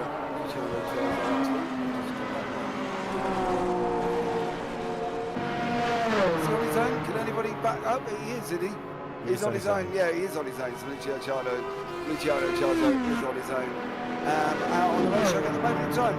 Going to be very, very... seeing how people now get in the handle the swaps here, Ed, and getting the other drivers up to speed. There's always a lot involved in this one. Yeah, it becomes one truly team effort then, because you sort of hand over in the relay race to the other driver. And of course, it's sort of earlier than they'd ideally like, especially the teams that have got 3 drivers. If you hand over 40 minutes into sort of a nearly 5-hour race, then you know it's going to be sort of fairly short stints for each driver. Whereas ideally, you want to maximise those stints, have the driver do maybe 2 stints at a time, so that you're swapping drivers a bit less often, effectively. Even if that puts a little bit more strain on the driver, of course, but you want to save time overall in the race by having a couple of shorter pit stops, essentially. So, of course, it means you've got less fatigued drivers, so there is a benefit to doing it. But yeah, as we see, the Ferrari the Lamborghini, sorry, number 25 of Holden, desperately trying to just get on the power as early as possible to escape pulpit race. Then 2 seconds ahead, having at the pulpit race, having to fight against Jacobs. Distraction from the Mustang, clearly playing absolutely into the hands of number 25 Lamborghini man of Alan Holden, then, who's of course only about 6 seconds behind David Yintz. So he hasn't actually been catching you after Yintz brown trousers moment with Petravki early doors. You can just see the Lexus up the road as the sun is starting to set. That's another thing to keep in mind. We are starting to see the conditions ever so slightly change as we go towards the night stint then. So that could really add a little extra dimension as the lighting changes. Yeah, and everybody's going to complain about not being able to see where the brake is. Yeah, that's the thing. That's what I was talking to Ross about earlier on as well, Ed, when I said that the difference between obviously going into daytime and then going from, I don't know, like if you've ever done it, gone from daytime into nighttime in the car, or that's easier than coming in during the day and then getting back in the car in the dead of night. I find going into a car in the dead of night really doing my head in. I always try to make sure I can do the day to night stint, so that it gets me a little bit more used to driving in the night as well. And I don't know how others feel about it, but that's what I do to make it a little bit more easier on myself, because nighttime is blinking hard, you know what I mean? And to try and see where you're going and everything else, Ed, is always difficult. Especially at Le Mans, where you're much more reliant on your headlights and the curbs and the sort of special paint that they use to subtract for the white lines effectively. So you can memorise the circuit all you like, but in the dark, things can just creep up on you, in particular other cars.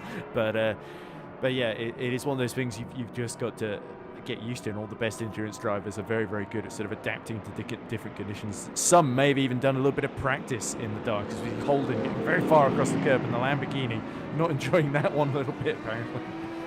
No, I don't. The thing is, practicing in the dark, that would be quite interesting, I think. But you are right. You know, teams do kind of need that, and they need to be able to go and do things like that, because otherwise they've just got no prep for anything. Especially if you're planning to drive the night stint, it makes sense to practice that. But of course, we've got an accelerated day-night cycle here, so it's not quite the same as real-life Le Mans, where it takes a lot longer for the conditions to change, and that's why we're seeing it transition into late evening almost already then. So yeah, it is something where I think it's a little bit easier to adapt when the conditions change so quickly as well. Yeah, I think that's the thing, but you've still got you've still got to adapt to the scenario, and I think it's always going to be very, very difficult here as well. Not many cars are very close together. There's second plus gaps at least out there on the racetrack at the moment. Smith still leading the way. He's got a 16-second gap over Lalonde. Kesby still in third, then Dahlgren, then Matty Bice, Wood-Brun and Jerry Chen. Tom Lane, Vinicius Goncalves, Luciano Chozo and Kevin Golhart. Kevin Golhart in 11th. Then we go into GT3. This is Dan Kirby, David Schunt, Alan Holden, Ryan Paulbert, Reyes leading the way in the GT3. Rose and Eric Jacobs, Yuki Takanashi and Matty Overton. You see halfway screen. You see the results halfway through on your screen now. Then Peter Myers, Stephen Miller, lost to Zachary Zachary Chauveau and Maximilian Petravki here, Ed, which is a shame for them. Petravki with brake failure, Chauveau with a disconnect. Yeah, in both cases, not much either of them could have done. It wasn't going particularly well for the Japanese before that point anyway, but yeah, for Chauveau and Angelique is bitterly disappointing. So we are hearing that all of our GT3s are apparently still on the same lap, which is, despite Kirby having that 27-second lead, is still quite impressive an hour in. And indeed, it's the same with our hypercars. Everyone down to cabin Galau is within 140 seconds, essentially. Yep, absolutely. So of course, it's a big circuit, so it would be difficult to fall beyond, unless you had several trips to the pit lane, it would be a little bit tricky to fall beyond 3.5 minutes. Mate, I never ever, I wouldn't, do you know what? This is one of the things I find with sim racing. It's so unpredictable. I would not put it within the realms of possibility of people being outside a lap in hypercars. I wouldn't, just because even though there's... Particularly as we get further in, yes. Yeah, incidents, accidents, tiredness, fatigue, dark, that whole thing. There's just too many variables that can go wrong, as you saw for Zachary Chauveau. A disconnect, done.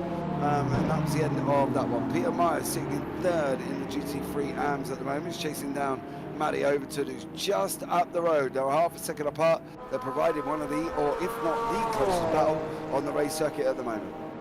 And Meyer, of course, had to pit right at the start, the German independent, doing the whole race on his own effectively in that number 16. The Lexus pulls to the inside. Doesn't look like there was much resistance there from Matthew Overton. So Peter Meyer is into second in class then, but of course 25 seconds separate him from Eric Jacobs, the class leader in the number 67 Mustang. Yeah, Mustang's still out in front there, so fair play to Jacobs. He's done a great job with that machine, getting in front of the likes of Yuki Takanashi and obviously the seasoned veterans almost of Peter Meyer, Stephen Miller and Matty Overton, because they've been here, well, for as long as I can remember that they've been here at the same time. So, you know, it's going to be very, very interesting, and big props to Eric Jacobs for managing to hold on to that one. And we'll find out what's going to happen with him down in the GT3 field a little bit later on. Everybody else is a little bit further back than they would probably want to be at this moment in time. Ed, is this now the stage of fuel saving and seeing what you can get? For those who pit early, you would expect so, that there's a bit of a compromise to be had here. Jules Hollande is about 1.9 seconds ahead of Ben Kesby, so last lap, yeah, of course, so he pitted 16 laps ago. Hollande, 3 minutes 35.0 that last lap. Ben Kesby, 3 minutes 32.2, so that's nearly 3 seconds faster as Ben Kesby at the moment, who of course stayed out longer than anybody in the hypercar class, and been from the lead then, so... Kesby, he's really hoping to be in a fight with Smith, I think, for the lead when we get to the later stages of this one. But if he gets held up behind Lalonde, who's clearly not quite got the pace that Gutierrez did, then that could be a bit of a problem. And we've got Magnus Dahlgren in the Toyota as well, number 89, slowly reeling them in as well. Sort of matching Kesby's lap times at the moment, rather than going particularly loads quicker than him. So, yeah, Kesby in a bit of a crunch time situation now. He's got to make the move, and he's got to do so cleanly. Absolutely. How is Bruder getting on, Ross? He's doing all right at the moment. We're not on the pace that we would have liked for this race, obviously, just with the BMW. And we heard Axel talking about the advantage of the Valkyrie being a bit of a struggle in the straight line. The BMW is probably worse than that.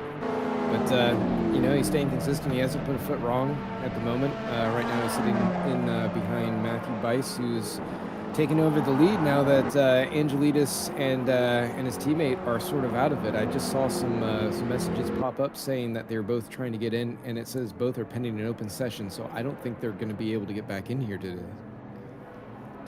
No, I think that could be the end of George Angelides then. They're both having issues here. Be interested to see how they get on, but we were just doing his thing at the moment. No, Ross, isn't he? And he's quite happy just poogling at the moment. When are you in next in the car? I'll be heading in there in probably about 15 minutes or so. He's got once he comes in for the end of this stint, which he's about halfway through at the moment. Then I'll hop in and I'll take over for the night shift. Ooh, that'd be exciting for you, wouldn't it? Yeah, well, you know, you were saying before that some drivers aren't a fan. I like the night. I haven't done as much on this particular version of the track at night as I'd have liked, but you know, it should be fine. You know, you just kind of put on some synth wave or you know, some nice easy listening and just sort of turn out the laps. Well, yeah, I can't do that, of course. I can't concentrate and drive at the same time. Yeah, I am the typical man of I can't multitask, so I couldn't have music on. One of the questions that we did ask Ross, I've actually completely forgot to ask you. The penalty, the single driver penalties, could they have been taken as Holden is looking to go alongside David Schunt? Yeah, and Holden does get through. David Schunt there, not really putting up too much of a fight in that Lexus, and Alan Holden got the job done. He moves up into second in class now as well. I'm sure Schunt's not going to give this up there, but he didn't look like Ed. He kind of fought it as hard as he probably could have. No, it could be a case again, the Lamborghini's having slightly better top end than the Lexus there, but who's been caught for a while was Yunt. The other thing that's happened is that Kesby has got past Jules Lalonde somewhere earlier on this lap then as well. So yeah, Lalonde continuing to struggle a little bit out there as Kesby is dipped into the 3-minute 31s. In comes Holden and in comes Ryan Pulpit-Reyes as well. And I think you were just going to ask a question about whether they could have served the penalty on the formation lap. Yeah. Could the single drivers have served their drive-through on the formation lap? No, they're required to take the They would green have crossed flag. the line, wouldn't they? They need to cross the line and begin the race before they can serve the penalty. I mean, you could drive down the pit road, but it wouldn't count. So you'd basically just be giving up time. They won't look at any laps. As we see, who's that coming in there in that red car? Couldn't catch who that was, just behind Alan Smith as he's going across the line. Yeah, I couldn't see who that was either. Peter Meyer. As we've got Yuki Takanashi with Brian Pulver-Reyes, 1.4 seconds. That put an end. Do you know the weird thing for me, Ed, on that one? Is Holden made an effort to get past Schunt and then goes into pit lane, which, I don't know, kind of seems a bit counterproductive. Surely if you want to make the overtake, you kind of want to get on your bike a little bit. Well, I mean, he caught him as early as he could. I think there's a certain point where maybe he was pushing to get through because he knew he had lower fuel and therefore had a chance to use the sort of lighter car advantage to get through at that moment then. So having a quick in lap can make the difference rather than just tucking behind and waiting to come in and then trying to do it all on the out. So yeah, I think it was probably a bit of a risk, but I think Holden, when you're in the middle of a good run, you want to keep it going then. So every chance now that Holden can work his way back into second place as this stint plays out, and people there don't have to take their stop, including, of course, David himself. That could be the case on this one as we're following along with Magnus Dahlgren closing onto the back end of Gilles Lalonde. In front of Lalonde is Kesby, and then Smith 20 seconds up the road now. Bice is leading, Matthew Bice leading the Hypercar AMS, Kirby leading the GT3 Pros, and Matty Overton leading the GT3 AMS at this moment in time. Where did Eric Jacobs go? The change drivers. I think they did. Vasilis Vasilis. Katarinakis is on board at the moment. Vasilius has jumped into the car then and is now taking over. That could be explaining why he lost that lead to Matt Overton. And as we go into the last 3 hours and 44 minutes, Ed, give us a brief rundown of what we've seen so far. Well, we've seen Kesby make 2 big mistakes and is now trying to recover on a sort of different strategies in a lot of the competition. We've seen Smith take the lead early on and has hold on to it in the Hypercar, and we've seen driver change at the number 2 Cadillac with Gutierrez swapping out for Chris Lalonde, who's now being caught by Dahlgren in the Toyota. We've seen Matthew Bice work his way up to the front of Hypercar AM in his Toyota ahead of Jerry Chen and Vinicius Gonçalves in the Valkyrie. We've also seen Daniel Kirby extend his lead over Davidian now to 36 seconds. Of course, still pit stops yet to play out, of course. So there's a big podium fight going on in LMGT3 between Yunt, Holden and Ryan Pulpit-Reyes in the Porsche 911. And then in GT3 AM, Matthew Overton leads currently, but is sort of yet to change drivers there. Catherine Akis has just gotten aboard the Ford Mustang Evo that was previously had Eric Jacobs, of course, the American on board, who's doing a fantastic job leading the AM class and is now hoping to hopefully can maintain that position. As now the sun has just dipped over the horizon, the headlights are on, and we're officially starting the night stint for the final 3 hours, 43 minutes. I say final 3 hours, 44 minutes. It's still quite early on in the scheme of things. Yeah, Kirby's in pit lane. I'm wondering if we're going to see one of the Yuyans get into that Porsche, whether or not it's going to be John or Troy. That's a very strong lineup of machine, that is. I'll tell you what, on the 3 drivers, you put them 3 together, you are in for an exceptional evening of racing. Jun should then go and take the lead of this as he dives into pit lane at the same time.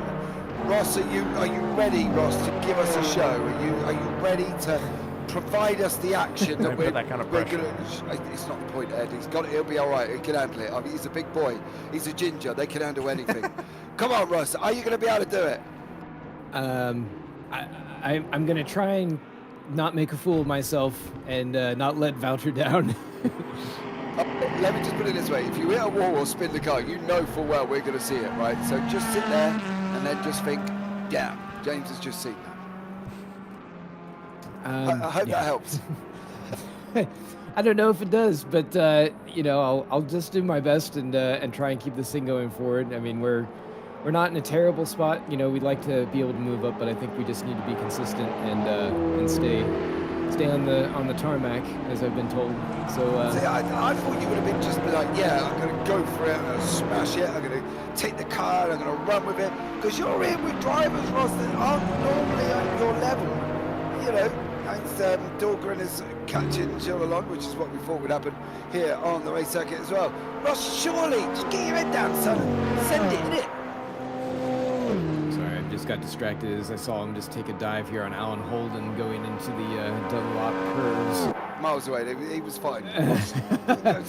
Yeah, deflected, didn't he? He should become a politician. He just completely changed the course of the conversation altogether in one foul swoop there, Ross. Come on, Ross, you can do it, surely. You're right, I can't. Oh boy, oh wow, jeez. Do you know what? He's watching the same stream that you are, guys, so we know nothing's going on. They're literally running down the straight at the moment here as well. And let's see what goes on as we're going to look up the inside here at the same time. Is Dahlgren going to go through? Yes, he does. Magnan Dahlgren goes through, overtakes that car, that bad day racing car of Gilles Lalonde and Gutierrez. And Magnus Dahlgren goes through for the SKS Motorsport. Going to put him and Timon Suvik. Yeah, that's another strong lineup, mind you. In a great position for the race on that one. Well, Ross is gone. He's gone to get ready and get himself into that machine. Let's see if he can do it here as well. Ed, we tried to give him confidence, but he didn't seem to like it. Well, I think he was very distracted by Tom Lane getting past his teammate Walter de Bruyn in the BMW then. So, yeah, Lane, of course, was recovering from that early spin then. So he's now got into the top 5 in class, albeit he's about 62 seconds down on the lead then. So I don't think Lane is completely out of this one with the pace that he has got. He's actually one of the fastest drivers on track. 3 minutes 31.9 that last lap round. Kesby, by the way, is catching Smith by about 2 seconds a lap, 3 minutes 32 compared to 3 minutes 34 that last lap. And oh, this is why Smith in Indianapolis has gone too late on the brakes. Orange brake this all around and into the gravel he goes. So that's going to cost him a bit of time. Maybe the pressure finally starting to get to Alan Smith, who's been in that car quite a while, 20 laps now, which is quite a while. Yeah, he's been in there nearly over an hour. Yeah, absolutely. It's a long old time, isn't it? Come on, let's have a think about it. You know what I mean? It's a long old time sat there and sitting down and everything else on that one. And we're going to look back and see what has just gone on. This was a little bit earlier on when Ross was making the noises in the booth. There is Walter de Bruyn gone into a super slow-mo for us all at home to enjoy. Through we go. Over he goes. Oh, no. Did he keep it out of the barrier? Through. Oh. Yes. Just, do you know why? As well, Ed, if that little patch on the right-hand side was anything bar tarmac, he would have been in the wall. Thank goodness to the ACO, right? For putting that there. But yeah, either way, that was a very, very lucky escape, because that could have been De Bruyn's race ended before Ross even got to have a go. So It could have been, yeah, but you are right. He managed to save it, which was absolutely exceptional. But I tell you what, if that was grass out that little bit of tarmac, he would have been in deep, deep trouble. So, let's see, here is the main replay. He just he goes up in gets the air. Yeah, he got air coming out over the hill. Just a little bit of a snap there. We're bringing off tracks here for us up here in the booth as well. Axel, what for now? Axel Laflamme is in the car. It doesn't get any better for Apex, does it? No, but that's Axel Laflamme, isn't it? Because Laflamme's just Laflamme. So Axel Axel Laflamme in the Apex car has just got a penalty for speeding out of pit lane. So unfortunately for Apex, it is not going very well for them at this moment in time. I believe it was on the way out of the pit lane, not on the way in, but either way there was a penalty for them. It really doesn't matter functionally. No, it's a penalty either way. It doesn't matter, does it, Ed, which way it is? It's the same car, so it doesn't matter which driver committed the infraction. But yeah, Paul Laflamme, before the race even started, he's already in trouble then, as we see. Well, this looks a bit too close for comfort. That's Dahlgren having to go around the outside of Lalonde. So Lalonde was not making himself an easy target there. Was able to briefly get back ahead, and Dahlgren had to really go the longest of long rounds at the second Molsen there to complete that move. But the problem for Magnus is he's now about 8.5 seconds behind Ben Kirby.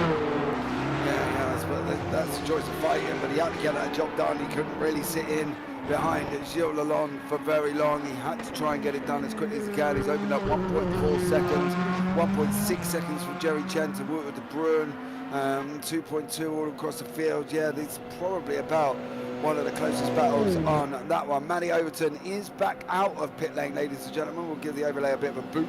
He hasn't been in there for 4.5 minutes, so on that one. So Matty Overton has gone in and out, and is now sitting in third overall. Ed, there's very much, right, when we do endurances, I talk about the sort of the F1 period. This middle part of any endurance is like that first 10 laps of F1 where it's exciting, apart from this weekend where it's in Monaco, so you might as well just turn it off and turn it back on at the end. They'll be the same way they are anyway. But they get the first 10 laps out of the way, then you eat your Sunday dinner and you fall asleep because it gets a little bit stagnant, and then you wake up for the last 10 laps. This kind of feels like the same thing with the amount of gaps we've got on the racetrack.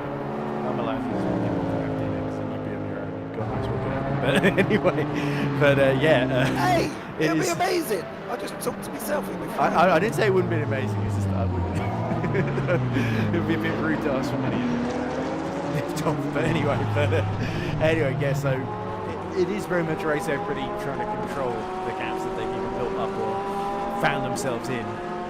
You're probably going to see one or two tiny little fights in this stint, essentially. But you're right, there is a sort of joy of the night stint where as the fuel burns off, the tyres are still working well at the track. There's that sort of midnight hour, isn't it, in terms of the track conditions where... There we go, sorry, it sounded like Thriller all of a sudden. But it is sort of these ideal conditions where the drivers always go on about. All of a sudden they feel so much faster, even though the sun is very much gone, at least for a couple of hours yet, as we see. Another pit stop being made. Is that a GT3 coming in? It's David Yunt, of course. So finally getting the Lexus. The Lexus has got some very decent fuel mileage because he's gone so much longer than Kirby and Holden have come. Yeah, but David is very, very much he's very good at saving fuel. Is David Yunt. So for him to take that Lexus as long as he has, it isn't really a surprise here. As you can see, the night time there with the big wheel at Le Mans. On to Wouter de Bruin we go. He's sitting in 6th at the moment. He's going to be due in pits very, very shortly, because then we will see Mr. Ross Smith, see how he gets on that one, and see whether or not there's going to be any massive improvements from that looking at the team with Wouter de Bruin and Ross Smith. Charzo still out on the racetrack, still got some single runners still going at the moment. Tom Lane still out there, Vinicius Concalves still running, Luciano Charzo still running as well. They've got to be hitting taller break times, surely, haven't they? Yeah, Lane is actually right behind Matthew Lyson. So he is continuing his fight back as Tom Lane, which is great to see. But yeah, you've got to say some of the drivers have been out there a long while now, as we're nearly approaching sort of 2 hours in, aren't we? So at that sort of point, you are going to start to see the fatigue creep in, and maybe one or two mistakes, especially when they get put under pressure. Some of them that are feeling a little bit tired will start to panic. So if they see someone coming up to the back of them on fresh tyres, essentially. So that's the moment where you really need to have a clear head and make sure your decision making is clear then. Tom Lane still with something to prove after that early off on the first lap was forced him to have a major setback at the start of this race that he is recovering from. And certainly Tom Lane doing the race solo, so he's not got anybody to hand over to, so he has not got the option. He's one of them that's going to be sitting there with a definite full bladder come the end of the evening. He was close up. I don't even want to think about what he's doing to compensate for that. Cutting a hole with a bucket underneath his seat, that's all he's doing. Yeah. On that one, Matty Bice is a target up the road for Tom Lane. They're about half a second away from each other. That is an actual change for position on the racetrack, 5th and 6th. You see the night sky on your screen at this moment. Philip Ducati is in YouTube chat. Hello everyone. Hey Phil, how are you, dude? Welcome in. Thank you so much for joining us on that one, as that's Alan Smith at the bottom of your screen just going underneath you now. And there is Tom Lane with Matty Bice. An exchange for a position, Ed, but not in class. So this is just really Bice can hold up Tom Lane here and sort of hurt his strategy, which is the last thing that Tom Lane really needs. You can see the gap in front of Matthew Bice to Jules Lalonde is about 31 seconds then. And at the moment, Tom Lane is about 4 seconds lap quicker than Jules Lalonde. Here we go, looking to the inside as they come towards the Porsche curves. Let's hope that Matthew Bice has seen him in time. Indeed he has, leaves the door open. And sure enough, Tom Lane slots that purple and black 499P through. Car number 50 continues on its way, trying to get back into the top 4 then. So Tom Lane has done very well to keep his head so far. And yeah, 30-second gap to Lalonde. He can certainly catch that. At the pace that he's going. It's just a question of how long it will take him. Yeah, I don't really know if he's going to take him too long, to be fair. He's quick, so it might sort of be, I don't know, what sort of times are they doing at the moment? 3:32. Bad lap for Lalonde, 3:37. Yeah, 3:37, 4 seconds he's pulled out. If Tom Lane can keep this up, he'll be there. I think it's going to be well within reach, Ed, but I think the pit stop's coming up, and obviously Lalonde is going to change back over to Gutierrez again. Tom Lane's got a bit of a challenge. He's taking a lot of risks. You saw the car just twitching under braking there for the Dunlop chicane. But yeah, it is a case as well, is could Jules Lalonde swap back over to Gutierrez before Tom Lane catches him as well. The other thing is Lane pushing as hard as he is. Might well risk the track limits as poor sober up comes at him. Yeah, I think that's the thing, isn't it, with these guys? There's lots for Tom Lane. He's got lots and lots and lots of racetrack out there, and as you say, one simple off track, Ed, could cause him more trouble. Yeah, Lalonde's still within about 6/10 of Dahlgren, so Magnus has not really been able to escape, which is an interesting situation there. Of course, they're both on the medium tyres, as indeed is Tom Lane as well, so it should be a fairly even battle between the pair. Yeah, absolutely. Kesby's still on the hard and mediums, Alan Smith still on the hards, the rest of the cars out there all on the medium tyres. This is Gilles Lalonde on Dahlgren. Tom Lane is probably relying here, Ed, for these two to be fighting for a period of time, so he can try and at least close some of the gap. Yeah, it's a distraction, that, especially for Lalonde, because if Gilles had Magnus disappearing off in front of him, he'd have that sort of clear air at the very least, but you can tell the Cadillac still pretty nippy down the straights, and that's what's keeping him in this battle, along with a bit of slipstream as well on that Toyota then. So, yeah, Dahlgren currently on the podium as it stands, but if he can't escape Lalonde, it could be that Tom Lane joins the back of this battle within the next 30 minutes as well, for the rate that he's catching. Yeah, absolutely. He's going to rely that these guys will continue to fight, or at least have a go at each other, because then he will be able to sit back and make some moves here for Tom Lane. And how far can he get, though? That's the prediction, isn't it? Realistically, is third going to be the maximum position for Tom Lane?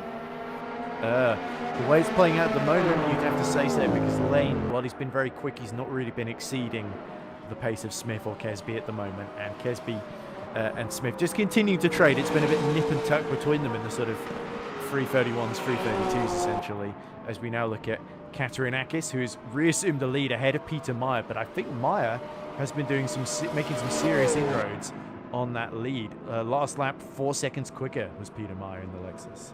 Yeah, great job from Peter Meyer. Katarinakis coming into the car, leading that GT3 AMS. Meyer taking over the Lexus. He's not taking over the Lexus actually, is he? I think he's actually solo, is he, for Peter Meyer? I believe so.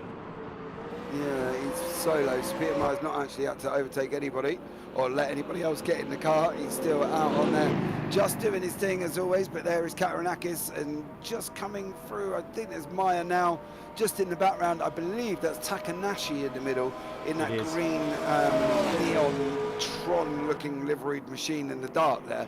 Some of them glow in the dark, Ed. I find that rather amazing. Yeah, it's amazing.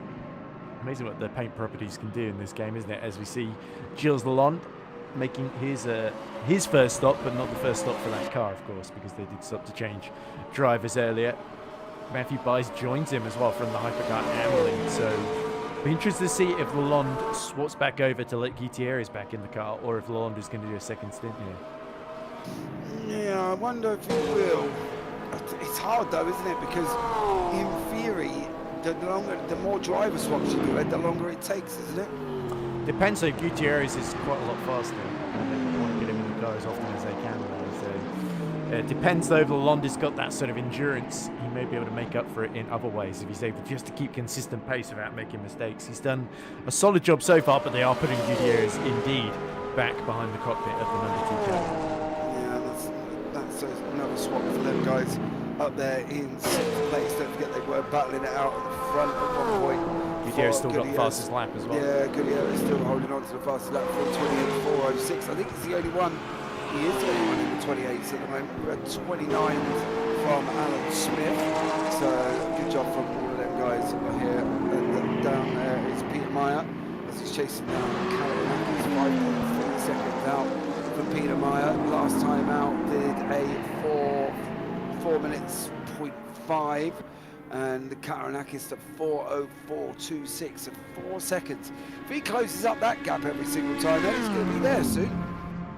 Yeah, well, that is the theory. We'll have to see if it pays off then, as we look down at Jerry Chen, who he's right behind De Bruyne, and he sort of jumped Matthew Byes because Byes has just made his pit stop then. So Jerry Chen has got the Porsche 963 into the Hypercar AM class lead at the present moment. It also looks like Gutierrez has immediately cleared Byes behind them, 51 seconds down the road then. So Johnny Gutierrez has not been lost anything in the nap that he probably took in between his first stint and this one, as we now see De Bruyne start to get defensive against Jerry Chen.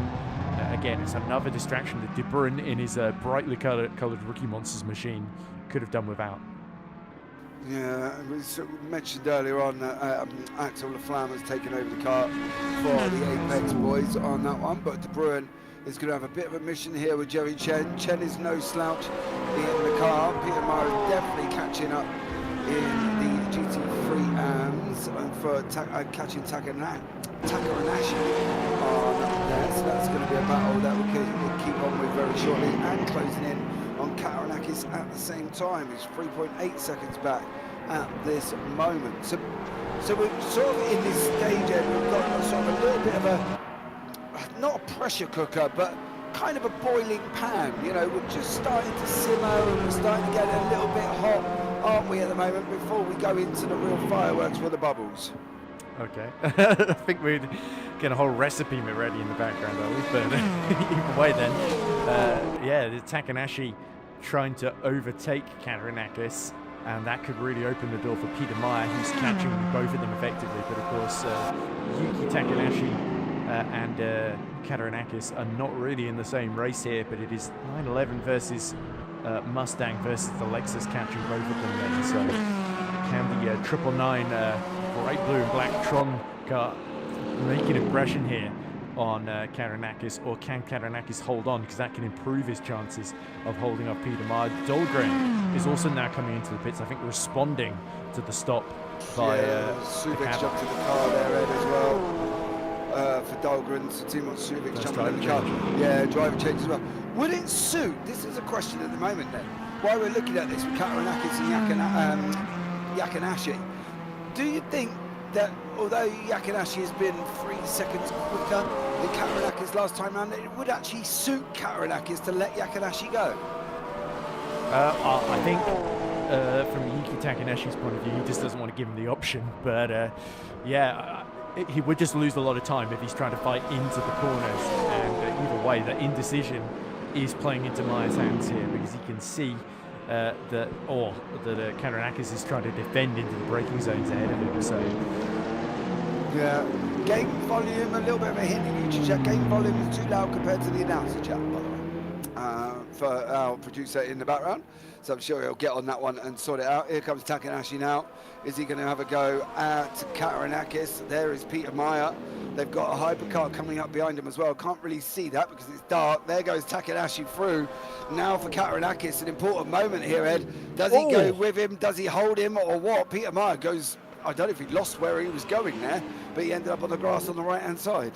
yeah, he was going so far out of the way for Ben Kesby that he completely went off the track at high speed on the Courbes de Golf, the run into the Indianapolis corner. But of course, Kataranakis, I think, has also had to go wide a bit for Indianapolis to let Kesby through.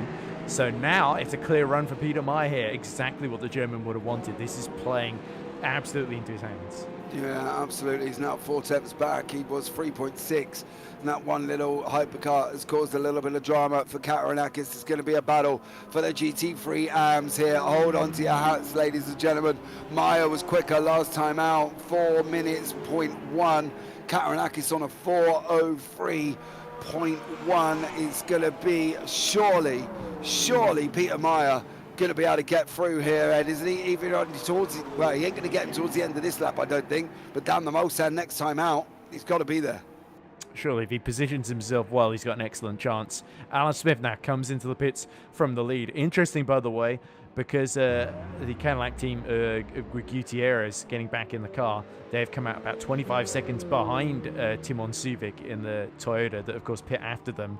But Gutierrez is catching Suvic at quite a rate of knots at the moment. So we'll have to see then if that strategy call plays out, because the Cadillac, having pit early in the previous stint, has had to take on more fuel for this one, I think. Yeah, and Gutierrez was fast at the beginning, wasn't he? And I don't think that's really he's not all of a sudden going to waver and go, okay, it's not going to be there. Gilles is now out of the car, took the car in first, gave it back to Johnny in fourth. Not too shabby, says Dog Pro in YouTube chat. I'm not quite sure who that is, whether or not you're got. That sounds like Gilles Lalonde, doesn't it? His teammate. Telling us Gilles is now out of the car. So let's give it back to Johnny Gutierrez on that one. Kataranakis and Peter Meyer, they are this close, ladies and gentlemen. And I expect this where Peter Meyer might make this move, Ed. I think he's going to be quicker. Oh, what would Vasilis Kataranakis give for a little bit more grunt and top speed in that Mustang right now, of course? He's got enough, isn't he? You would think so at the moment, Mustang. yes. But the problem is that Meyer's picking up the slipstream now. He's got the momentum, he's got the pace at the moment, and he's showing no real signs of slowing down, as we see Lane and Chen being serviced in the pit lane in the hypercar classes. And look at this, the Mustang a little bit long on the brakes, and Meyer taking a little bit more risks on exit. Yeah, he just got the little bit of an exit wrong though. He lost a little bit of time there, Ed. And now it's all down to Meyer. He's going to be closing up 7 tenths, 6 tenths. We've just broken it. 3.5 tenths. You're going to see that time come down a lot quicker. I don't think Meyer's close enough to get him even into the next one. He might get him on the run down curve to go, maybe down into the Mulsanne corner, I should say, but I don't think he's close enough. Nope, Kataranakis is on the brakes. Through the left-hander they go. Meyer now goes in behind him on the right-hander. Meyer looks like got like a little bit more of a better exit there, Ed. Is it going to be Mulsanne corner for Peter Meyer? Okay, he's just a car length a little too far back, I think, to really make it, unless he starts significantly gaining here. You can see Kataranakis thinking about trying to break the toe. He's sort of in the middle of the road at the moment. Over the crest they rise, and can Peter Meyer, he's positioned himself to the outside. He's focusing on the exit here. Kataranakis, just about slightly misses the apex there. So now Peter Meyer's tucked in right behind on the run down the Corps de Golf towards Indianapolis, and he immediately pulls to the inside here. I think Peter Meyer is going to get himself into the lead. It's the shorter run into the corner here, and he's going to surely cover off any counterattack here from Oh, he Karanakis. cut straight back across his nose as well. Got that cover done. Now, is this going to be where Peter Meyer is going to whisk off into the sunset like a cowboy who's just robbed a bank, should we say? And Peter Meyer, he's looking quick in that Lexus head. I know you had a little chuckle there, son. But, and a hypercar in the mix as well. That's not going to help Karanakis at all. Second back already. And that's Axel Laflamme in the Apex car. And that's all she wrote for that one, Ed. And that's all it needed was one hypercar. Yep, Peter Meyer continues to be about 3 seconds a lap quicker than Karanakis at the moment then. So there's not much that Vasily can do in that Mustang at the moment, it seems. Peter Meyer, a bit of an unstoppable force, as you rightly point out then, and he needs to now build this gap as big as he can so that he can take advantage of it as the race continues, of course. But now we've finally got a one driver team in the lead of one of our classes then, in the form of Peter Meyer. Yeah, Meyer doing a great job out there. Everybody else is a little bit more spread out. Matty Bice is closing in to Luciano Acciarzo in the hypercars in 5th and 6th place overall. That's another battle that's starting to come together still. I think Chavot and Angelidis are done for the day here, Ed. Both of them with issues connecting back to the server. Unfortunately, RF2 doing RF2 things there. Well, I think Petravsky, his car is in bits and doesn't have any brakes, so that it does to stop the car, so that would be another hindrance there. So we see Smith being a little bit held up there by Peter Meyer, just coming up on him just before the Ford chicane at the end of the lap then. So Ben Kesby, of course, continued to extend this stint, but he's yet to pit, of course. So Smith has got to make sure he doesn't see Ben Kesby as effectively overcut him here as this race goes on. Yeah, Ross Smith is into the car. Alan Smith is still in the car. That's a long old stint for Alan Smith. Him and Ben doing the same thing. Yeah, long stints from Ben and Alan Smith. Suvic's taking over the car. Gutierrez is back in the car. Acciarzo's driving solo.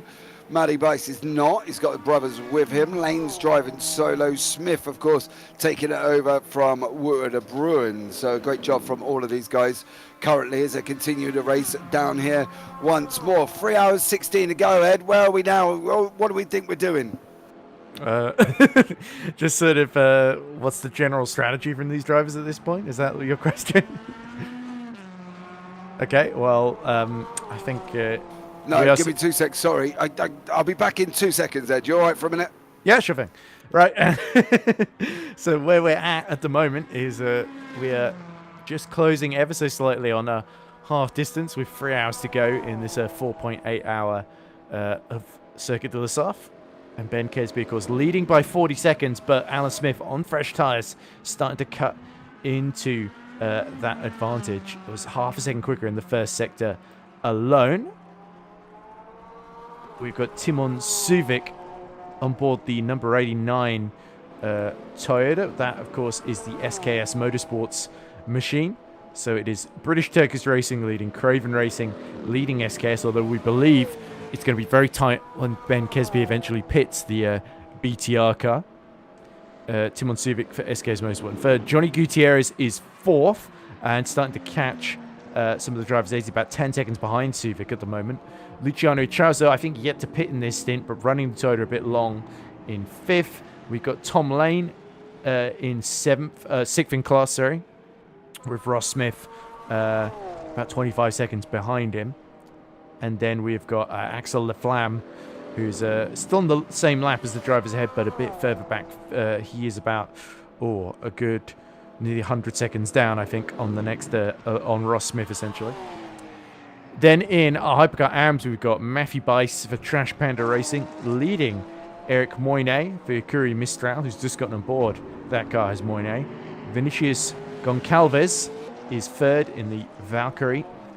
Sadly, we lost Zachary Chavot with disconnection early doors when the 49 was looking good in terms of its fight for victory then. So that has left us with just 3 cars in this particular class. I do apologise for that one. A slight little issue. I had to go and quickly get sorted out. But it's all done and dusted now. No worries. So there we go. Matty Bice leading the Pro Hypercar AMS with Eric Monet Concalves and David Jean. In the GT3s, Dan Kirby, Alan Holden, Paul Reyes, David Jean and Yuki Takanashi. So great fighting from all of these. On this one, yeah, I just had to, if anybody's wondering, I just literally had to run down the road. Bit of drama. I've just seen Goncalves, apparently he's just retired from the race in the number 48 Valkyrie. Oh, DNF. Yeah, and Kesby now's pipped from the lead. To hand over to Michael Luck. Oh, Goncalves was solo, mind you. So Vinicius Goncalves is now disconnected. Nothing untoward on that one. Yeah, that's what we're hearing, and I think that's the thing, isn't it? It's so unpredictable, but it's such a kick in the teeth, isn't it, for anybody who's done. You're lucky, I suppose in hindsight, Ed, they're lucky they've done it now rather than on the final lap. Yeah, that's more gutting when you put so much investment in, whereas at least we are still. I was saying we got 3 hours to go, so in a 4.8-hour race, we're getting closer and closer to halfway distance. But yeah, having it happen before halfway rather than after halfway is probably slightly preferable in terms of the level of heartbreak. But for the driver in the moment, it's not going to make a huge amount of difference. It's still gutting. And Goncalves was looking to give her a podium. Now there's only 2 AMs left in Hypercar, the 99 and the 40, the Toyota and the Porsche then. So. And they are fairly spread out to the tune of 33 seconds then. So, yeah, it really is the case. If you're hoping for a massive fight in Hypercar AM, you're going to leave very, very disappointed, sadly. But, yeah, nonetheless, we have still got quite a way to go. Unfortunately, 3 hours, 12 minutes exactly, I think, is what I'm seeing on my screen. Yeah, 3 hours. That's what I've got. 3 hours, 12 minutes as well. Ross Smith was, I don't know if he's just had a drama. He was a second behind Monet, but is now not. Icharzo's just gone in pit lane for him. Icharzo and the 499P number 9 on the same strategy, I think. Yeah, I think you might be right on that one. But it's a great job still with 3 hours and 11 minutes to go. Stunning job from all of these drivers to even keep these cars on the race circuit, I think, Ed, especially when we're now in the night, that difficult nighttime scenario. Yeah, exactly. So particularly a driver like, I think Tom Mullane is one of the few that's been in since the beginning. The other people, of course, because he has to be, because he's the only driver in that team. But yeah, it really shows the level of just perseverance you have to have in these sorts of situations then. And yeah, but the interesting thing from my point of view is this strategy from British Turkish Racing with Michael Lock now getting on board. He's within about 20 seconds of Smith now, so they are ever so slightly starting to catch, pitting later and later as they are. But whether the strategy is going to pay out at the end remains to be seen then. And yeah, it'll be interesting to see if Michael Lock's lap times are closer, even faster than Smith, who will be starting to get very, very fatigued at this point, I would imagine.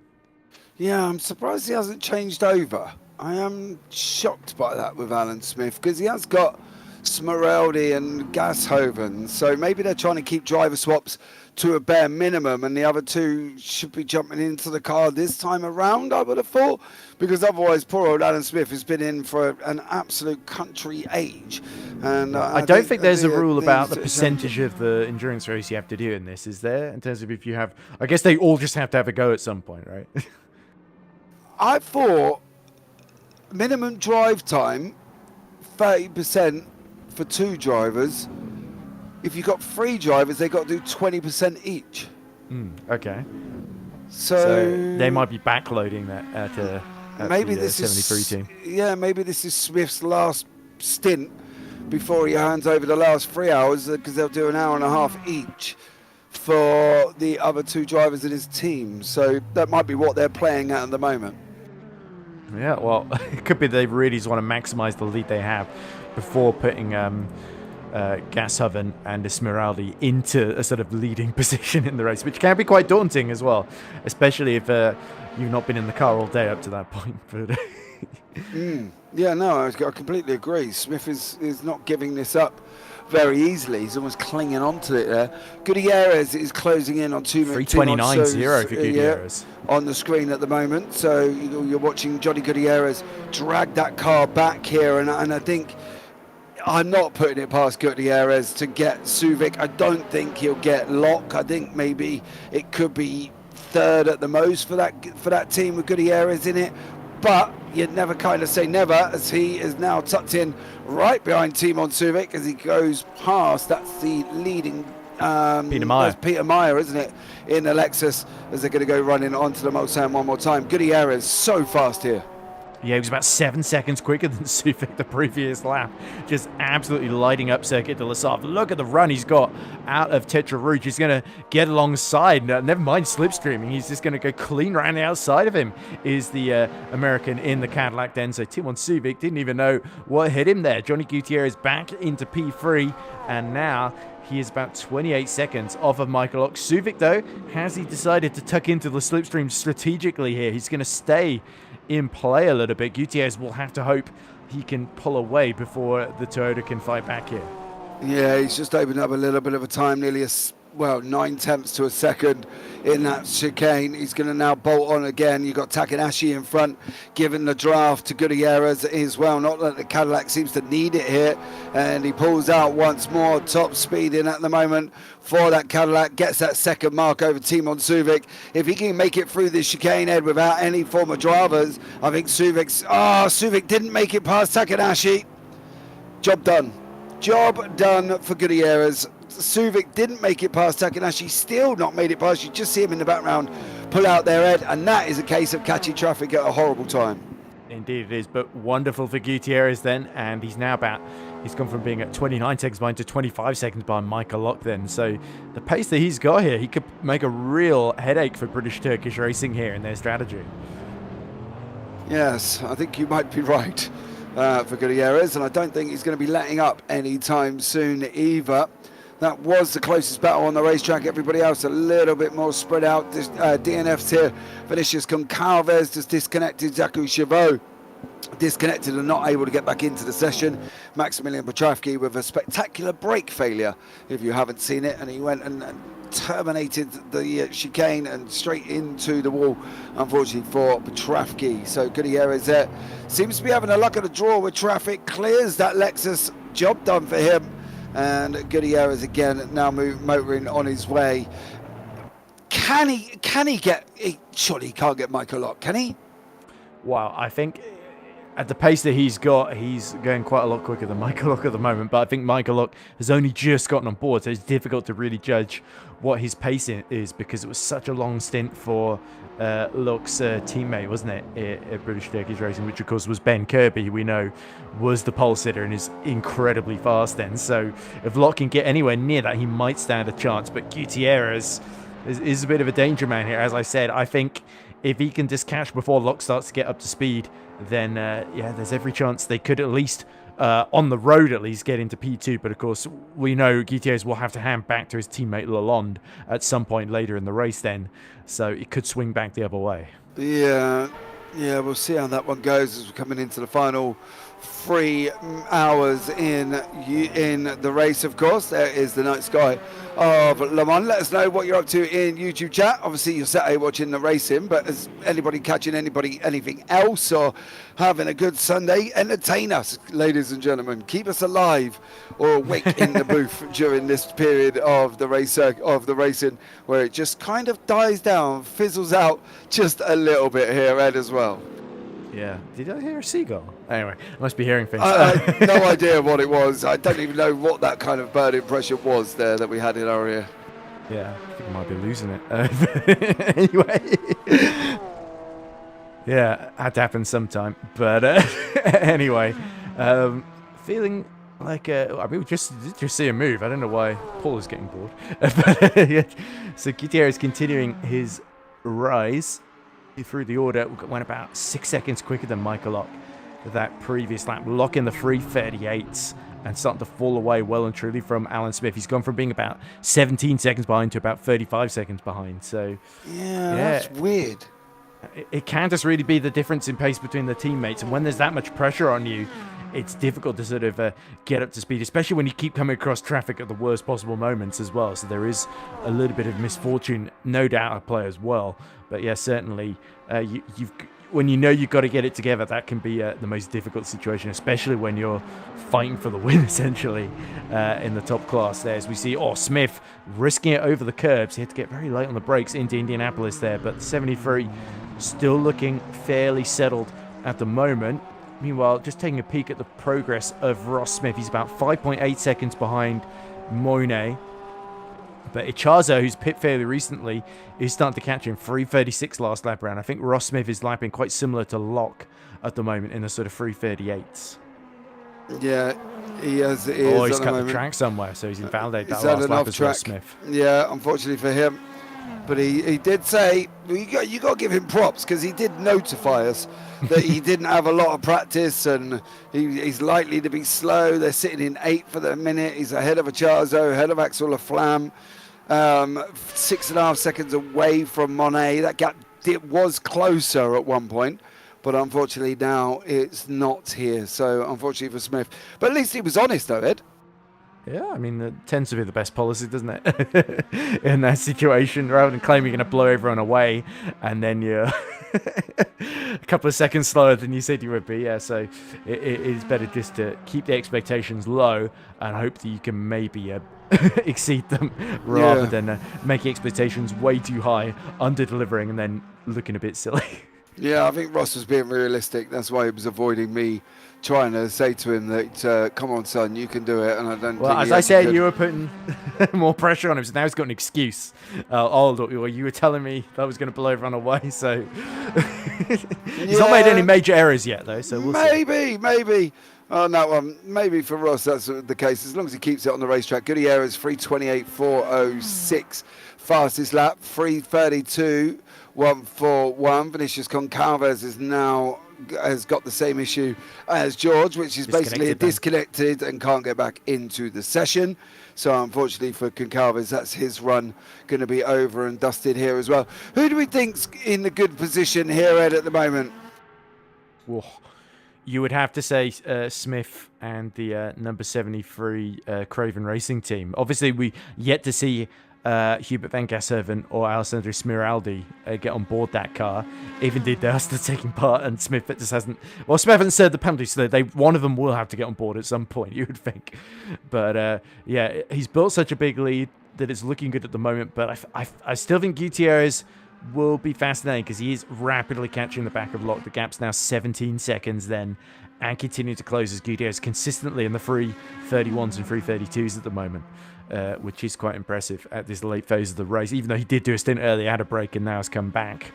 And then in terms of GD3s, yeah, I think Holden has been impressive, but Kirby's still very much in control in the number 9911. Yeah, I think you are right.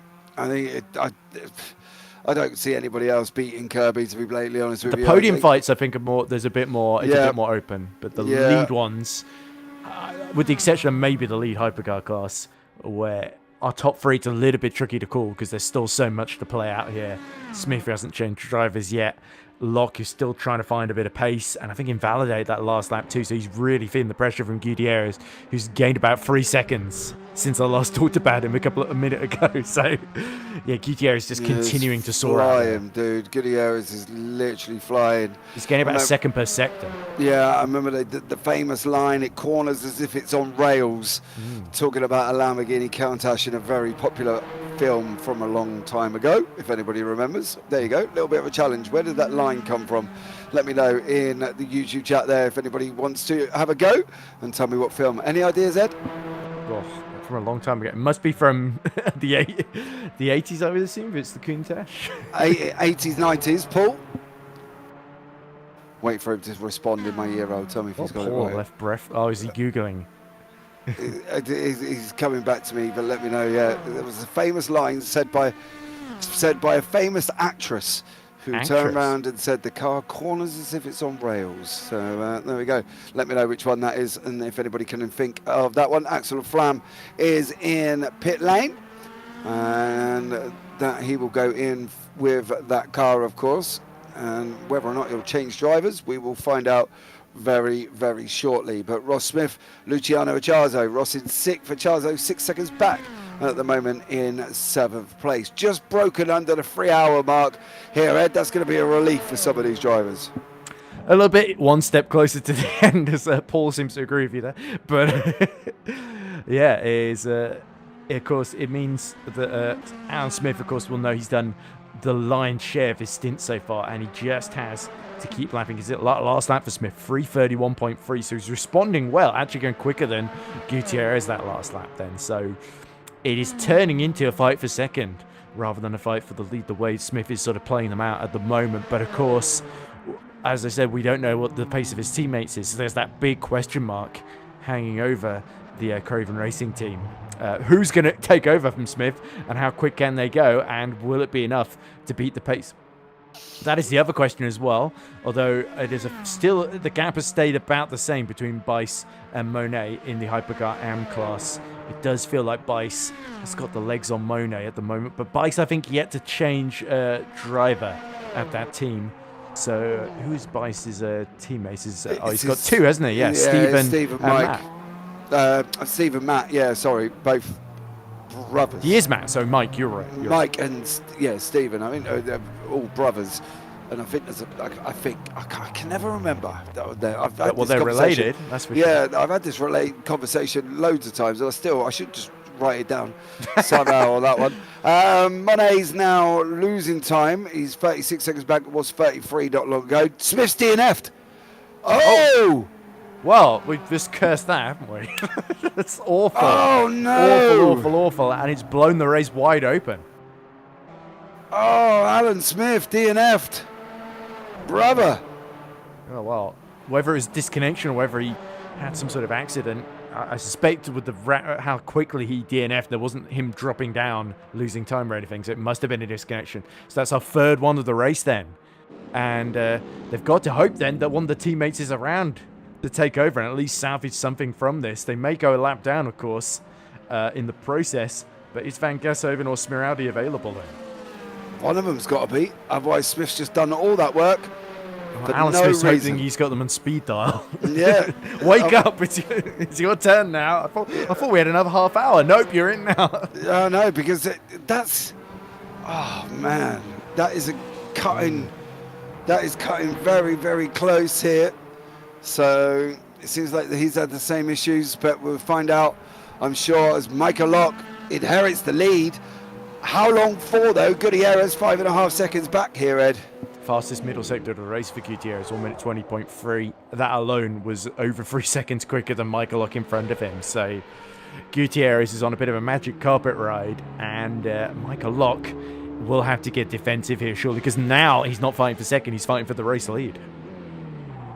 Yeah, he is. Michael Locke out in front at the moment. Gutierrez 4.7 seconds back here. And the closing in last lap, Locke 33.36. Gutierrez 3:28.9. So very good lap for Tom Lane last time around, 3 minutes 30.7. So he's pushing to catch Suvic for what is now the final spot on the podium. Yeah, absolutely flying from some of these drivers as we hit this middle stint here, guys. And we're going to we'll take a quick 5-minute break up here in the booth, and we'll be back very, very shortly on that one. So we're going to leave you here and see the Michael Locke Gutierrez battle. We'll try and get back before the end of it. I think we should be good on that one, but let's take a quick 5-minute break and then we'll be right back.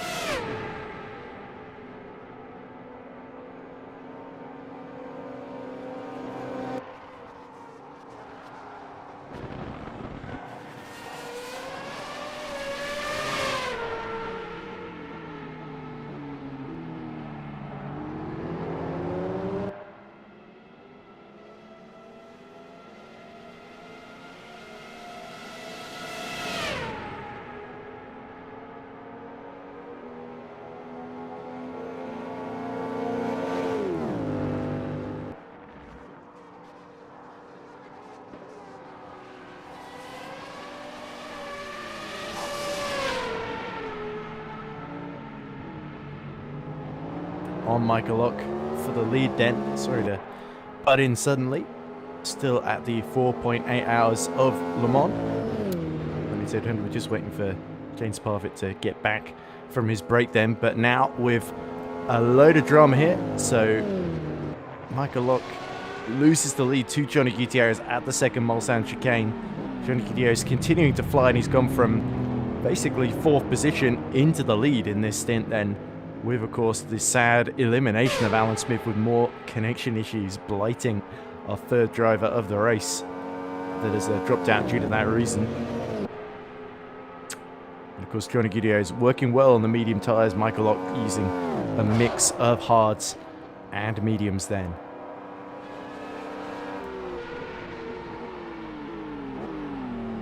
And Mr. Reese says, yeah, that is because of the server again. Oh, there we go.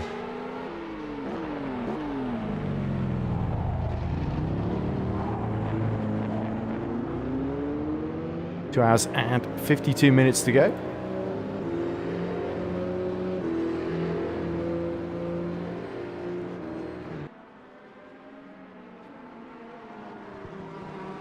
As you can see there, here's the view from Tetra Rouge. And here's the Porsche curves where Johnny Gutierrez continues to lead. Now by 4 seconds already on this lap alone. Just absolutely flying away with it. Gutierrez, 2 hours 51, taking the lead of the race. Can anybody stop him, Ed? Yeah, sorry for butting in before the 5-minute break ended, but I saw Gutierrez making the move and thought I'd just cover it in. But yeah, this is looking very, very good for Gutierrez so far, but the problem is now he needs to build a big gap, because what British Turkish Racing could be planning on is putting Ben Kesby back in the car when Gutierrez is handed back to Gilles Lalonde. So Lalonde will be loving this at the moment, but when he gets in the car, all of a sudden there's a whole different kind of pressure on him as all. Very, very late on the brakes there from Ichazo. He just avoids hitting the back of Ross Smith. Ross won't have appreciated that one bit. No, he went in very, very deep there, did Ichazo, and unfortunately fortunately managed to avoid Smith, but also ran a little bit wide. He's dropped back a little bit at the moment in time for Ichazo. He's now 1.8 seconds back.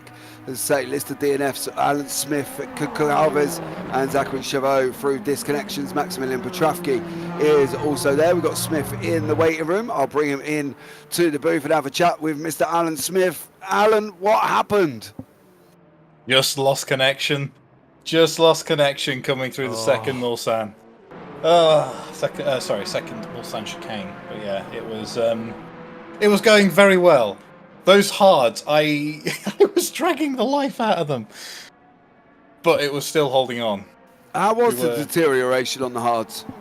I tell you what, during the day it wasn't so bad, but as soon as those temperatures started dropping, it really did start slowing down. The wear is really good. They are a very, very good tyre, especially in the higher temps, which is why I started on them. But it's just, you have to put so much energy into them at night. I can see why a lot of people moved on to the mediums when the time of day switched. Yeah, we're just going to have a quick look at a replay here on this one of Johnny Gutierrez. AM leader, sorry, Matty Bice runs a little bit wide, gets a slide on, keeps it, it doesn't, just touches the wall, unfortunately for Matty Bice. Still manages to hold on to the lead though. Get the car rotated, son, come on. He's lost a lot of time. He's gone from 33 seconds ahead to just 4 seconds ahead. You have to think about it. I don't think you can foreign reverse there. And of course it's turning circle of a bus of these hypercars at this moment in time. To me, to you, to me, to you. Unfortunately. And he's just gone straight into the wall, that. Yeah. Yeah. It is very Austin Powers, isn't it? It is at the moment in time there. Alan, quick thing. You going very, very long there, sir. When were you handing over? It was going to be the end of this stint. I was triple stinting those hards because I thought, right, best way to do it is get these hards to the end of their life and then send, it was going to be Arjen van Gashoven out on a fresh set of mediums, and he'd be able to hit it hard and go straight on because it's cold enough that you can just switch them on. And where usually you're managing the temps, at night it's so cold. I mean, the track temp's what, 15 degrees, 16 degrees? So he'd be able to absolutely hammer those tyres. Yeah, but unfortunately, not working out. Couldn't get back into the session either. No, just would not let me rejoin, unfortunately. But, you know, technical issues, they happen. Happens in real life, it'll happen in the virtual as well. All we can say is that the pace was good and we'll just have to come back next year. Well, good luck for you on that one, sir. And let's see how you get on, Alan, next time out. But have a good one, buddy.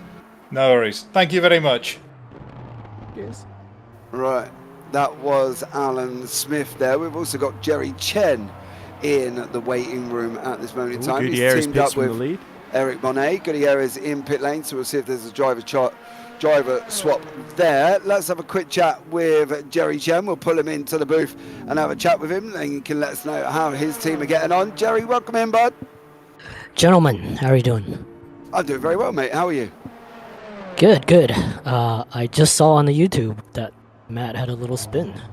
He did, but unfortunately Eric couldn't capitalise. The gap's now come down to 4.4. It's now teetering around that 5 second mark at the moment, so not too far back. Yeah, that's okay. That's fine, because Eric's going on a long stint, so he's got to save those tires and the fuel. How long's he in the car for? He's going to be in there for a while, I'll just say that. Yeah, he's going to do 3 stints. So, Don't say that, Paul. as an hour and 20, yeah, we just had information from Paul Glover, just hope for no disconnects there. Seems to be a thing at the moment, 3 drivers suffering from disconnects. Let's hope it doesn't happen to your team either, Jerry. What do you think? Can you get Matty Bice? What's the strategy going forward? I don't know. I mean, Matt's fast. He's faster than me. So we'll see when, Steven or Mike jumps in there. Maybe I can catch some time back up, but we'll probably have to get him on fuel because I noticed he pitted only at 11 laps after that first stint, so it looks like they're pushing on fuel. We're able to do about 12, just about. So if we can do one up. Oh, yeah, there he is. Matty's into the pit lane. That's given Eric the lead at the moment. Have you had any words of wisdom for Eric out there, Jerry? Have you given him any words of advice? Oh, he doesn't need any advice from me. just keep it clean. That's all I have to say. Just don't murder any GT3s, and I think we should be okay.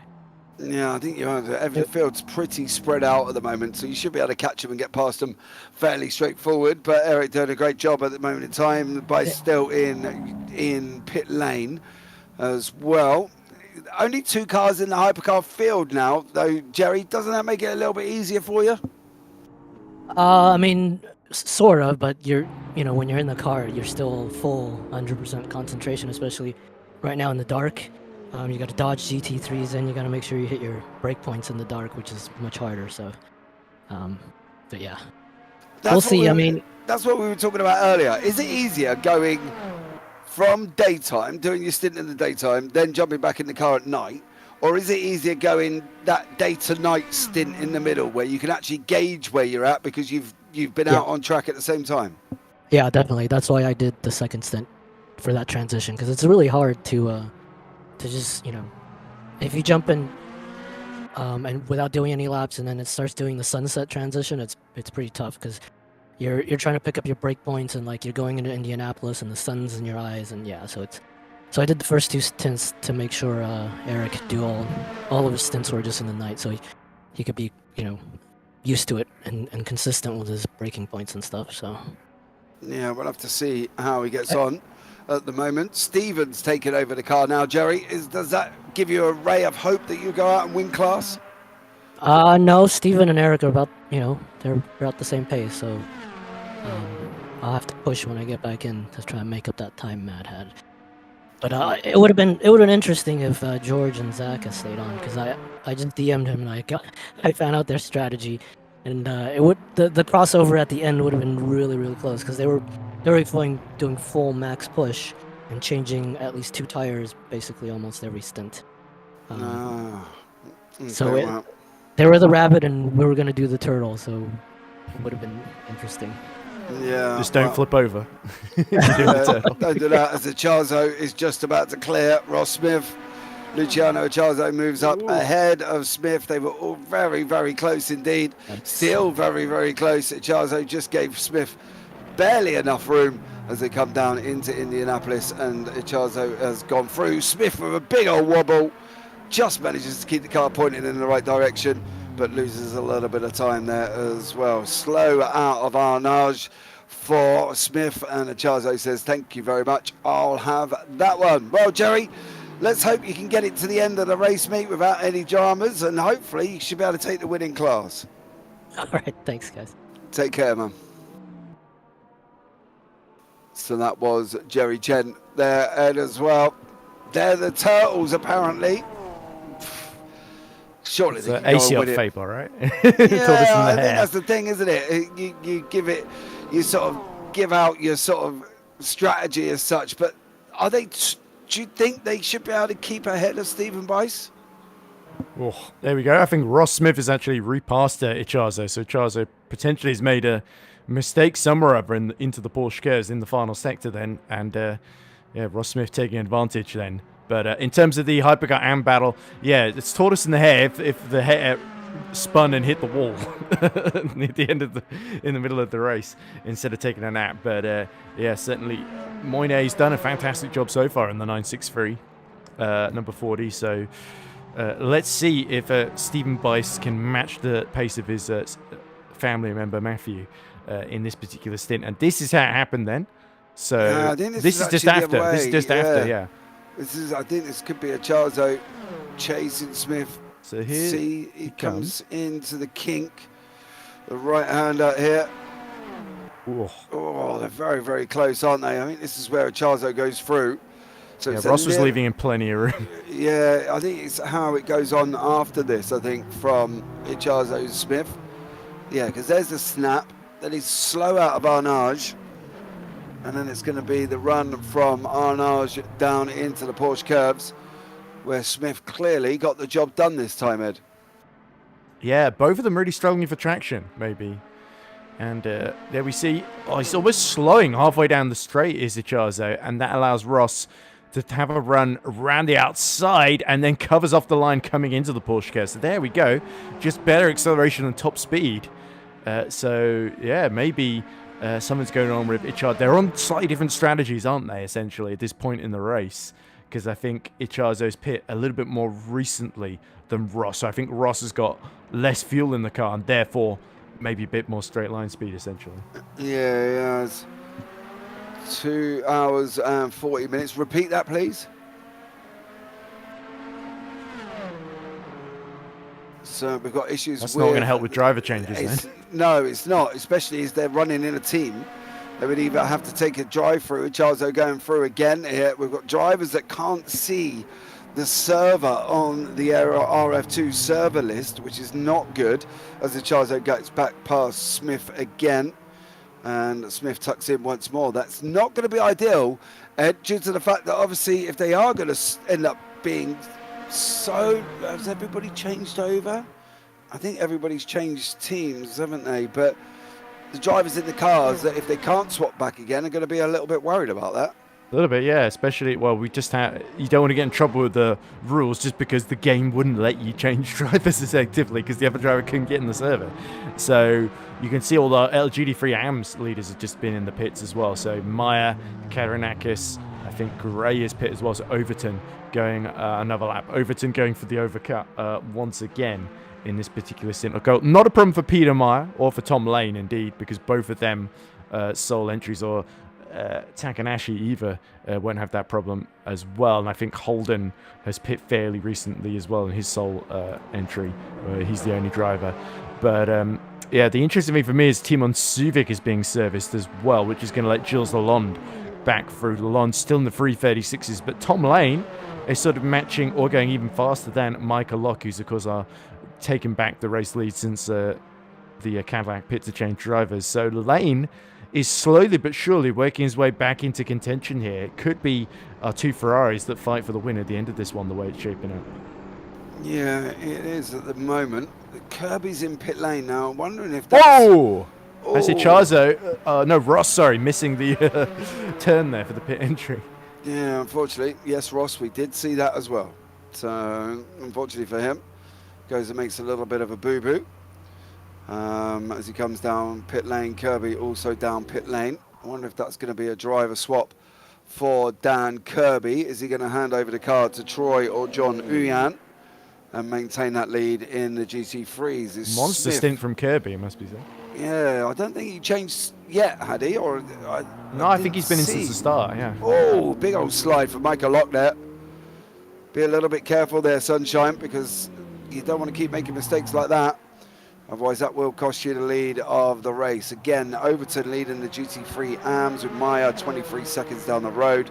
Jacobs, who was leading the GT3 AMS, is down 58 seconds at the moment. Just goes to show how quickly this race can flip on its head here, Ed. And I think that's the excitement we've still got to come. Indeed, yeah. So many twists and turns already in this one as Ross Smith gets back into the Rookie Monsters number 39 BMW and resumes in 7th position overall, 6th in class, of course. And there is Eric Monet in the Porsche continuing. He's now 137 ahead of Stephen Bice. But of course, Bice has done that pit stop. And indeed, it is Troy Ian that gets on board the GD3 Pro class leading number 90 Porsche. So, yeah, Ian now hoping he's come out about 5 seconds ahead of Davidian, so Yun saving a bit of fuel. He's not been able to overcut his way into the lead effectively because Kirby's pace was a little bit too much for David to live with.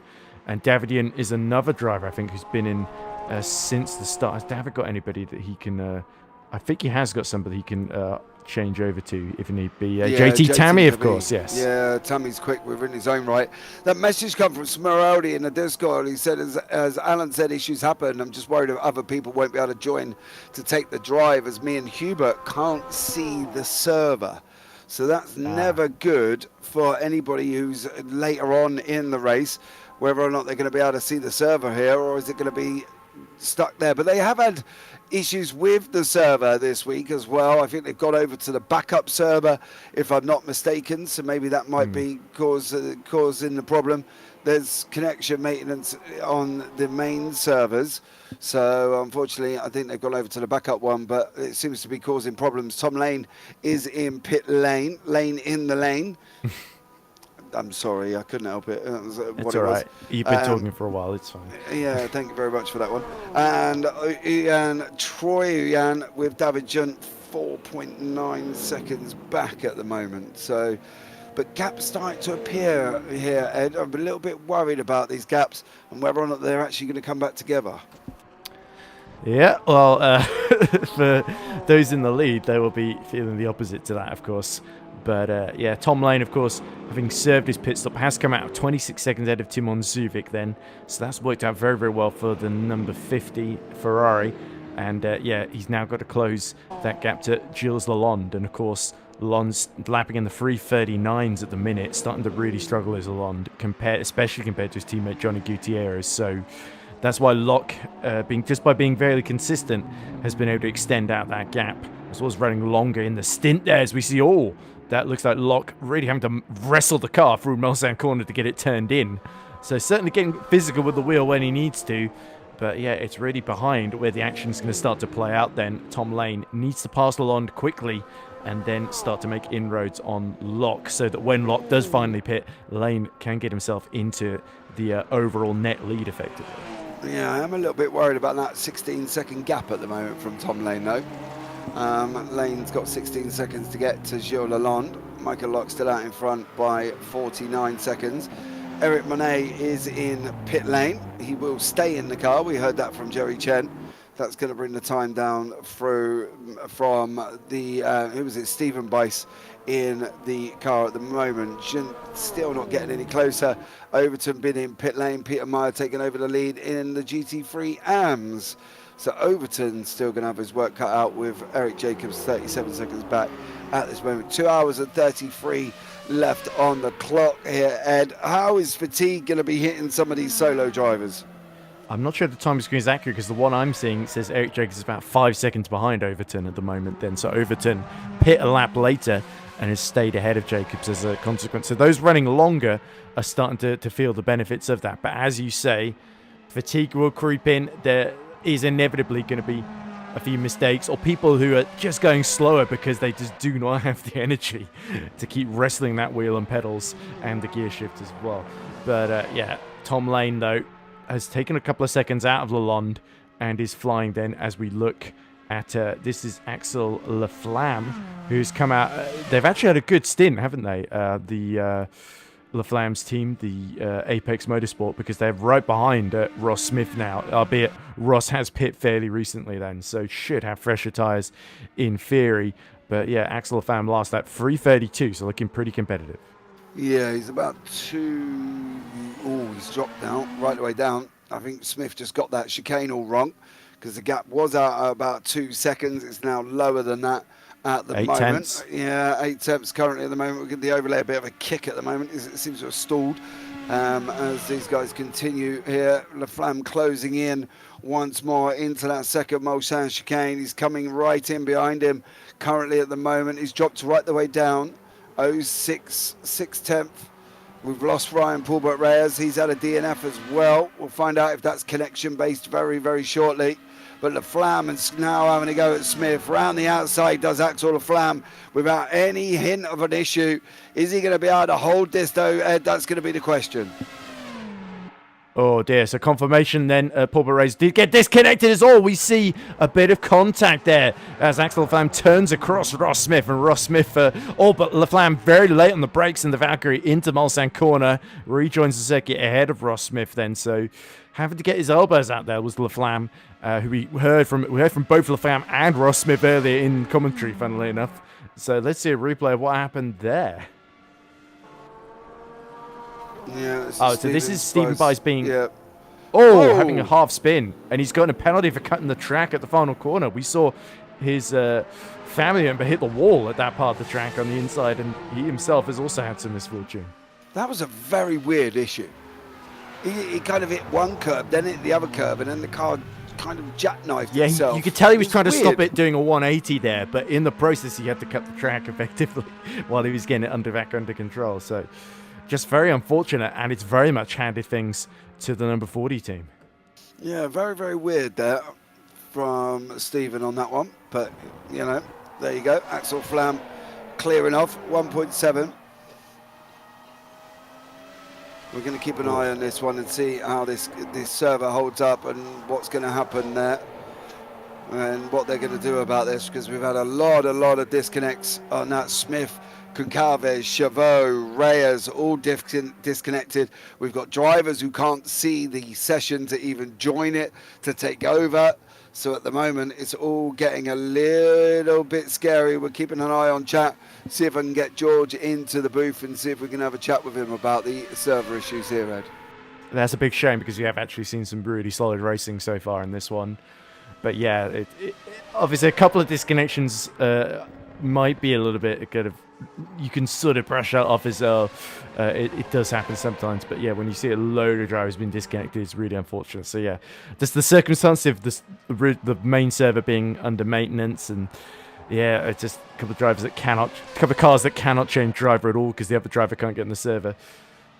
It's something that has happened before as well. So we'll have to see what the procedure is. But yeah, let's hope we can complete and that the rest of the race runs smoothly. But so far, it doesn't feel like these issues are going away. No, it definitely doesn't. I'm trying to see if I can get George into the booth. I've just dropped him a message saying, can you come to the booth and we'll have a chat about it and see what the outcome will be. But we're going to find out whether or not this is going to be something that's going to continue, or how this is going to work out, and whether or not they're going to rerun this, Ed. I'm not really sure how they would go about this one, to be honest. They could red flag it before the end and call the results, but then with the fuel strategies playing out, that could be a bit controversial as well. You also see that look at the GT3 Pro lead battle. Troy Uyen is being caught by about a second a lap by David Yunt then. So Yunt, using all of his experience, having done pretty much the vast majority of the race. It could also be that they're one of the cars that cannot change driver, because I don't think, I'm not certain if we've seen JT Tammy in the server at all, pardon me. But yeah, we'll have to see then how that is going to impact the lead fight then, because I think it could get messy. It's almost a no-win situation no matter what the organisers do, because if they red flag the race early and just call the results in the next few minutes' time, there'll be people who say, well, we just pit before you red flagged it and we didn't know that was going to happen. And then there'll be people who say, well, why don't we reschedule the race? And there'll be people that can make one date but not the other. It's just going to get messy. There's no scenario, there's no solution here that's going to please absolutely everybody then. So, yeah, certainly the people who are out of the race would be quite happy for it to run it again, though. Particularly Alan Smith, who looks set to win it for a long while there. Yeah, this is it. I've just had a message from George saying, just hold on a minute, maybe a red flag situation. So... let's see. Ryan Paul Reyes was able to get back in, but then the game crashed. So unfortunately, he's now still out here. So there we go. Carl, welcome into YouTube chat as well. Thanks so much for joining us on that one. It's getting a little bit of a hairy situation here with this at the moment. With what's the word I'm looking Instability. for? Instability, that's the one. I was going to say unstableness, but I don't even know if that is a word, Ed.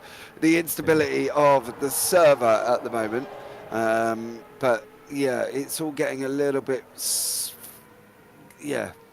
weird, I think, at this moment in time, Ed. Oof. Well, same as ever was in VWSC then. Keep it weird. Oh, but it's just RF2. Yeah. This is the thing. It's just RF2, so yeah, I think that's just one of the problems, isn't it, at the moment? Is we keep a little bit, yeah. I think it's because the developers have moved on to another game named after Le Mans, funnily enough. So it is kind of a sort of orphaned piece of software, as it were. It's not getting a whole lot of support, sadly.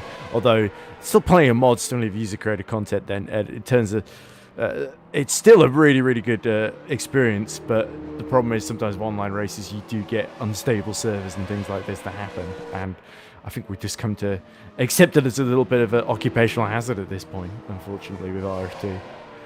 Especially with these endurance races, where the longer the race is, the more likely it is for something to go wrong, is the problem. Yeah, it's a little bit scary, though, because you wouldn't really want to be out. Now, 5 of us competitors have been disconnected through no fault of their own. Zach, I get it. Dude, I do get it, and it is frustrating. We were just literally talking about that as well. It's a horrible situation because, obviously, you reschedule, then people can't make dates. You red flag it, then people out in the lead are going to be unhappy, like the likes of Michael Locke. But then again, Alan Smith disconnected, so he would be happy because he looked like he was on for the win. It is really quite, it's a no-win situation, Ed. Would you kind of agree with that? Yeah, as I said, there's no solution that's going to please absolutely everybody. I will say that when we talked to Smith, he was incredibly, like I said, no fault of his own, but he was incredibly good-natured about it. Okay. Due to multiple server issues and the unfair of the situation that people are experiencing, it doesn't, it just says unfair in YouTube chat, but I think it means unfairness of the situation that people are experiencing, we as admin team, we are red flagging the race. We will let you know of the following steps as they come, and that's just come straight out of the mouth of George Angeli. Well, straight out of the fingers, I should say, because he typed This could be controversial then, because Lalonde has just gone through into the lead as Michael Locke's come out the pits then. It's a lot of effort put into this by all teams. It would be a shame not to let them race. I agree, Zach, I agree. But, hey, listen, it's going to be red flagged. We will find out more as it goes on, and we'll see what goes happen. We will keep going, and we will keep going until what time we are told. Otherwise, Takanashi's on the right-hand side there. Why is Takanashi on the right-hand side? I don't know. Has he just been told that it's being red flagged, maybe? Yeah, I think that could be the situation at the moment. Now, the question is, do they go back to before Michael Locke pit if they do red flag it, or is the race going to be invalidated either way? They've got to restart from the beginning. I, for one, because of the nature and how long this race is, I, for one, don't want it restarted within an hour. I've got to be honest, because otherwise me, you, and poor old Paul have been going at this for, I don't know, it'll be almost silly, like 7, We don't get paid overtime hours. either. No. So I'm hoping there'll be another date, and then we will have to look and see what we can do on that one. There. So we'll keep an eye on that, as Peter Meyer looks like he's just got the pit entry all wrong at the same time. So we'll keep going until what time people have stopped or pulled over or whatever, and then we will go from there. Holden's pit lane, Meyer's pit lane, Ichazo pit lane head. Yeah, it could be that they're being told as they come into the pits, because often some teams do let the drivers get on with it, but if there's an important message like the race is being red flagged, they will probably be informed of that. And yeah, certainly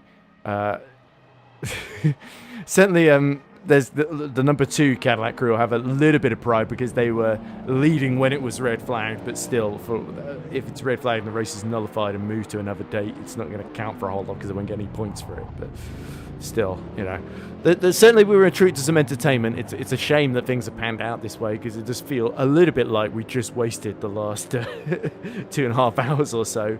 As we see, that's Michael Locker's come to a stop, I think, on circuit, and that's like Tom Lane through. So.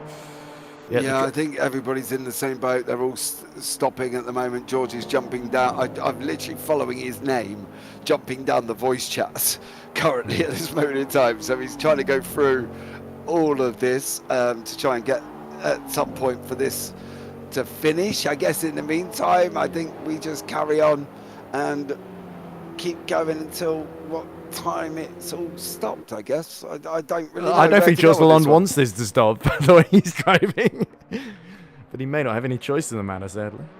No, I don't think he's going to have, and you are right, because I don't think...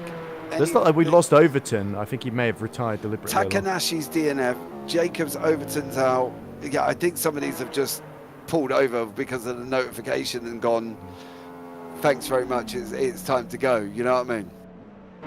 Yeah. Jules Lalonde's thinking, why is everyone else dropping out? This is brilliant, and not realising that there's been a red flag. This probably being about to be told then. But yeah. Yeah, I'm trying to find out where George is in the voice chats. Hold up, I'm just scrolling down now. He's down with David Junt and JT Tammy at the moment, so he hasn't quite... You're just coming in the pits then, so that makes sense. Yeah, I think that's going to be the end of it. Ladies and gentlemen, on that one, I think it's going to be everybody will be told to pull over or stop or whatever the situation will be, I think, on this one, and including go us, from there. Course. Yeah, including us. Yeah, I was hoping to get a word with George before we went off air, but I don't know if I'm going to be blatantly honest, because he's in with Timon Suvic and Magnus Dahlgren at the moment. I wouldn't want to have that conversation, but well, certainly with George, yes, to at least hear the thought process a little bit. But yeah, there's not really too much to say anymore, because because it does feel like that's our lot essentially, and we'll just have to make the best of it and move on to the next one. Maybe we should remind ourselves of the calendar. Where is the next one? Assuming that they're not going to restart this in time before the next one. I don't think they're going to get this run today. No, not today, no. But assuming that this race gets sort of cancelled altogether rather well, than they haven't got long, because the 6th of June is exactly today, then the 20th is in, what's that, 2 weeks' time, before we're supposed to be at the Glen. Yeah, unless they add it on at some point else. I'm not here next weekend. I'm drag racing with my son, so unfortunately I'm out of next weekend. Right. So I don't really know when that does. So Paul, it sounds like your retirement has been postponed. Just like this race.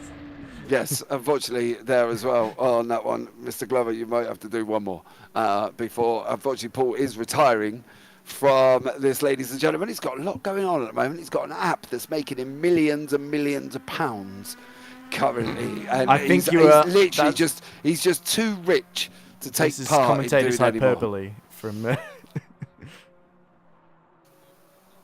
oh. Well, you do kind of have to be available to be able to do that, Paul, on that one. But yeah, it's red. George has been coming into the team chats letting us know. Yeah, I know. I was hoping to get just a word with him, if I can, Ben, to have a chat with him. But at the moment, he's still going through voice chats currently to be able to get hold of him. Let's see. Where is he now? he's down with Team Rookie Monsters with Ross Smith and Wouter de Bruin before he gets to Matt and Mike. Bice is the final one with him. But yeah, Ed, I don't really know. We ain't really got a lot more we can go on about, is there? Not really, no. I wonder if Ross will be annoyed or relieved at this point with the race ending there. But I suspect more on the annoyed side.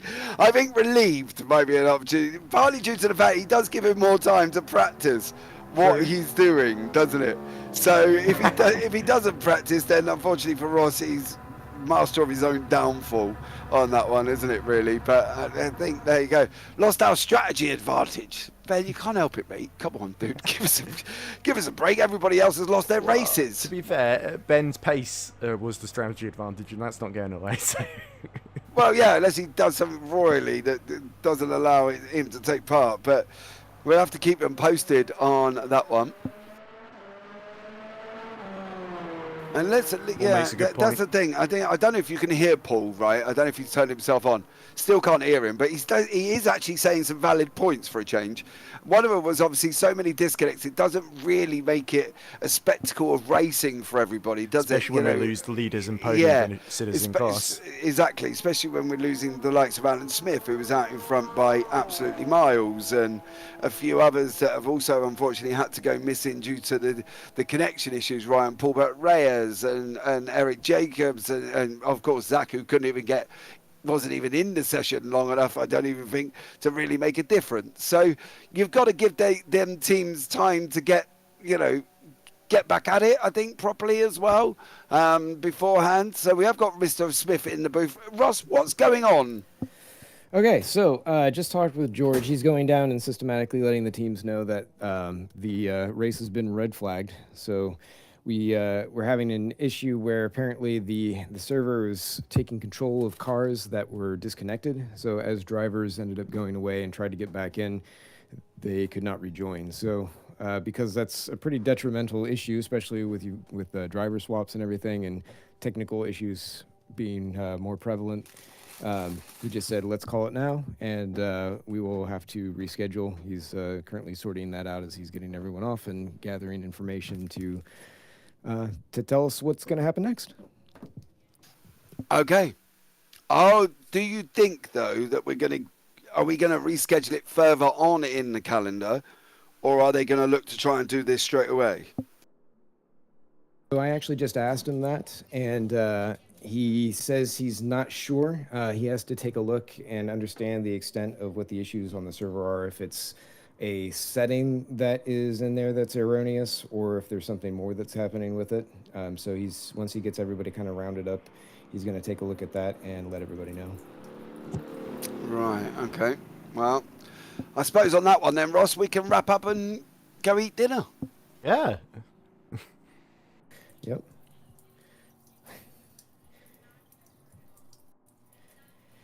I think that I haven't talked with them yet, so I can't say for sure, but I imagine that they would be understanding. Most of the guys who are in here, they get it.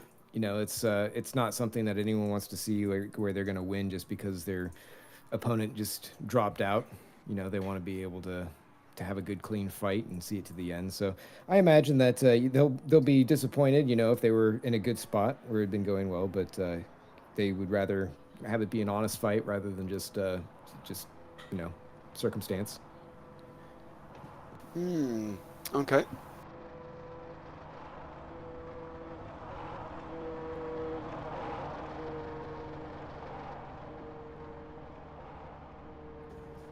%, yeah. Okay, well, it sounds like we're going to wrap this up. Oh, we have a big joy by George. George, welcome in. Hello, guys. Hello, mate. Come on. You know what I mean? We've seen them all disconnecting. We've seen drivers can't get into sessions. We've seen RF2 taking over cars that aren't there. Where are we at with this situation? Obviously, it's been red flagged and everybody's finally stopped. Are we looking to reschedule further down the calendar before we try and squeeze this in again? Yeah, so by the rules, because the red flag was waved before the 50% point mark of the race cannot be called official. So that means there are going to be no points awarded, and the race has to be rescheduled. So now the second question you're going to say is, when is that and in what form? I don't know yet.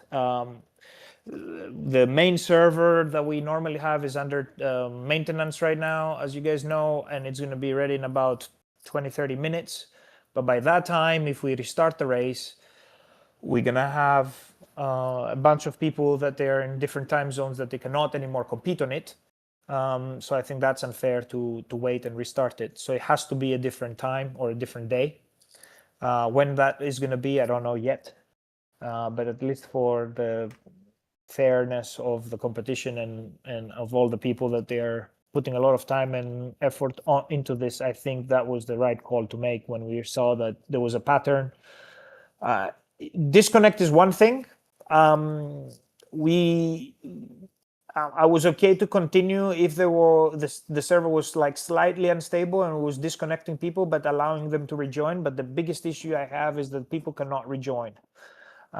So they go from 2 laps down with points to no points and no capability of finishing the race.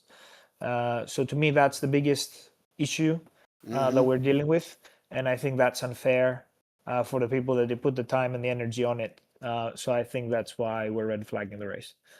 No, I do completely agree with you on that one. I think it is a little bit unfair. We'll look to try and get that one scheduled. But what we'll do, guys, then is wrap it up at this point. So thanks so much for joining us for the last 3 hours. Look for this again as we get a date sorted out to be able to do this one very, very shortly. But I've been James Parfitt. I've been alongside Edward Hunter, Paul Glover, Ross Smith has jumped in, and a couple of other drivers have come in, and of course George there as well. So as always, take care, have a great week, and you never know, we might see you on the track sometime. Good night.